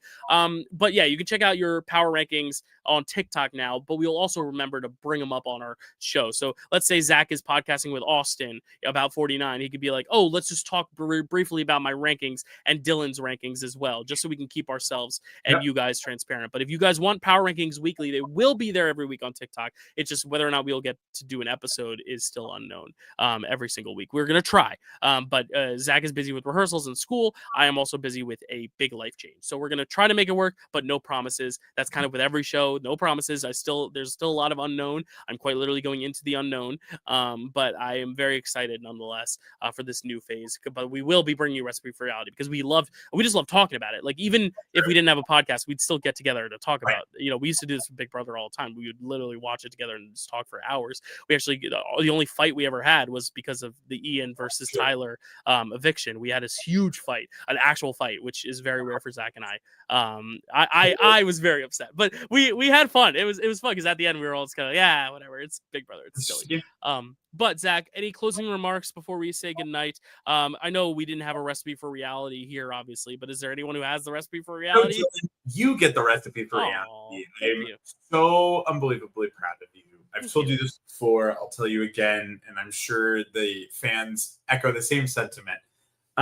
You are the obviously like the heart and soul of what we do, right? We're here because of you.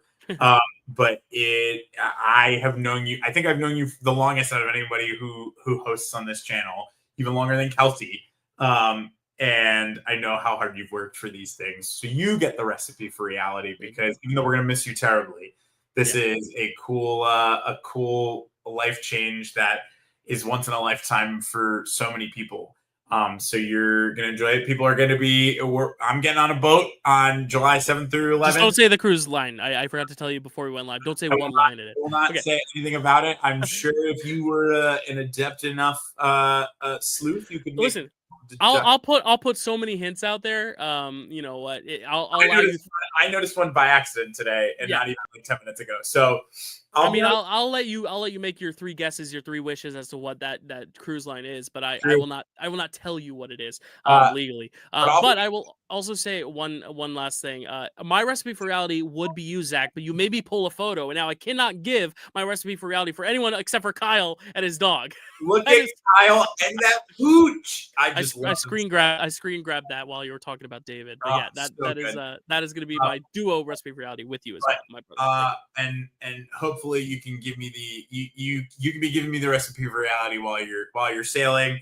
Recipe for Reality. I mean, we've had a difficult time always like getting things in our like regular schedule, but this might actually make it easier because then one of us, it might even be a little bit easier. Well, and we could just be like, oh, like I'll record my TikTok and I'll send it to you. Like that way, at least it's like on your own time. That because the power rankings is the thing that we want to keep consistent because like that's the game of it all. And you know, it's fun to explain. So as long as you can get it under 10 minutes, I could even stitch it together so it's one video. But yeah, guys, go to the TikTok Dill Pickle Movie Network TikTok because that's where you will see all of the power rankings. We will start it this season just to kind of get a vibe for it.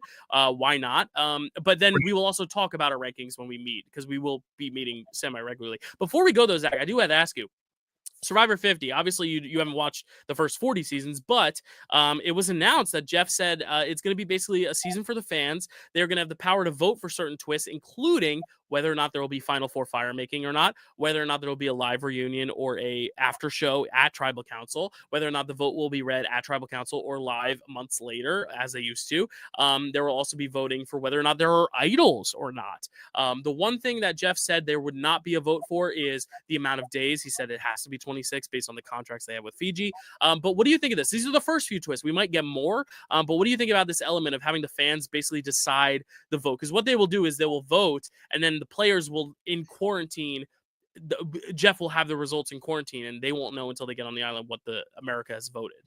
I think it's a cool idea that is probably, unfortunately, going to be barred by the fact that, of course, there will be fire making. I can't imagine. So? I do think so. I can't imagine a world where Survivor exists kind of without fire making. And I think the reunion will come back though. What?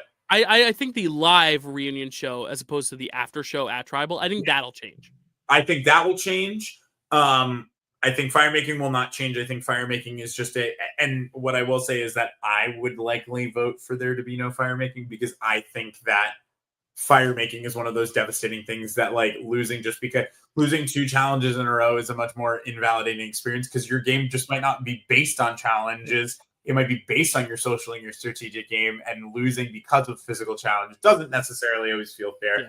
But well, and I mean, like, look at who's gone out in fire though. Like, I feel like a lot of the times it is the target. Like Jesse would have been gone in 4th place regardless. But then you look at someone like Sam. Sam battled his way and survived over Teeny. If that's a regular vote, Sam just goes out at 4. So I think, and same with Kenzie and Liz. They vote out Kenzie at 4. They don't even bother putting her in fire with Liz. So I think it could have a difference for sure. So me personally, I probably would vote for it to be a straight vote. And I say that as someone in the Survivor community who has played at a fire making, won, and still lost at Final 3.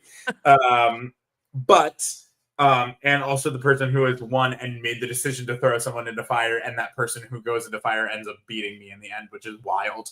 Shout out Haley Keener. Hey. But I do think that I think the live reunion show will change. I think the reading of the vote will change. I think people will enjoy the idea. I think especially now in the world that we live in where things are information is so easily accessible. I think people will enjoy the idea of not knowing anything about who the winner is if we don't have the votes until Tribal Council at the reunion show. I think that will be something that 1,000% is made a difference. I mean, there's some old seasons where it was when Adam won, he won unanimously, and he knew. He was because the whole story, I don't know if you know this, his season, his mom was dying of cancer, but she was you have to go play.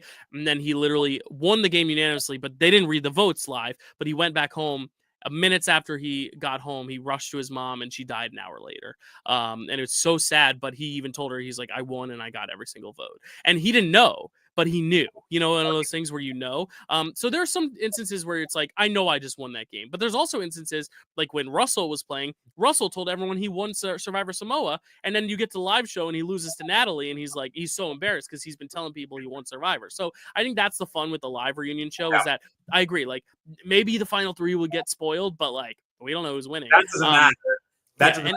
And it's actually probably more fun, even if they do get spoiled, because you're actively trying to understand, okay, of these 3, who's going to win? At one point, you might think it's one person, and then all of a sudden something completely changes, and you get an idea of oh, it's probably going to be another person. Yeah. But I'm very excited. I think it's gonna be fun. I also like. I mean, Matt and I put together a short list of every single contestant from every season who we would narrow down to our 100 players we want to bring back. And you all voted out there, and we got a really cool list. So I can't wait to share that tomorrow. Because it's a really, really fascinating list of who could come back. And I think there's actually some plausible, reasonable people that could be brought back. So I really hope they pull from all different eras. He says they're going to. I hope they pull from the very oldest eras, the very newest eras. Of the new era, though, Zach, who are your like top two, man and woman, that you need to see play Survivor? Okay. Teeny, I want them back. I need them back on my screen. Which non-binary, so like right. So you get an extra pick now. Yeah. I will say who else I want to see back. Yeah, who are your top like 5 players from the new era? I really want to see. You know what? I would have said that I want to see Carolyn back, but I think her performance on the Traders was so good that I think she can just ride that for a little bit. I mean, that's the thing. I think I don't want to get too sick of Carolyn. I don't think you can, but also like I'm worried the more she plays, the more people are either going to get sick of her or she's going to start performing less and less, and like she's not going to be one of the greats. I would really like to see Jesse back. Me too. I think Jesse and Cody. I think it'd be cool to see them both together. Yeah, I think Jesse's probably my top contender overall right now in terms of like Teeny. I'm obsessed with Teeny, so I want to see them back on. But I think in terms of equity to win again, I want Jesse back. And then in terms of my female or my female pick, see, I might say someone like Carla, but also honestly, oh my God, Caroline. I want Caroline back. I want Caroline back real bad. I know that Teeny and Caroline are same season, but like I actually, if it meant choosing between the two of them, I think I almost would rather give Caroline the shot because I think Caroline had a little bit more of an opportunity to win. It was taken away, whereas like Teeny might always place in that spot right now. They might not place well until they gain like a little bit more age. Whereas I think Caroline is the perfect age to win. Would also love to see Shan back. My honorable mention would probably be Shan.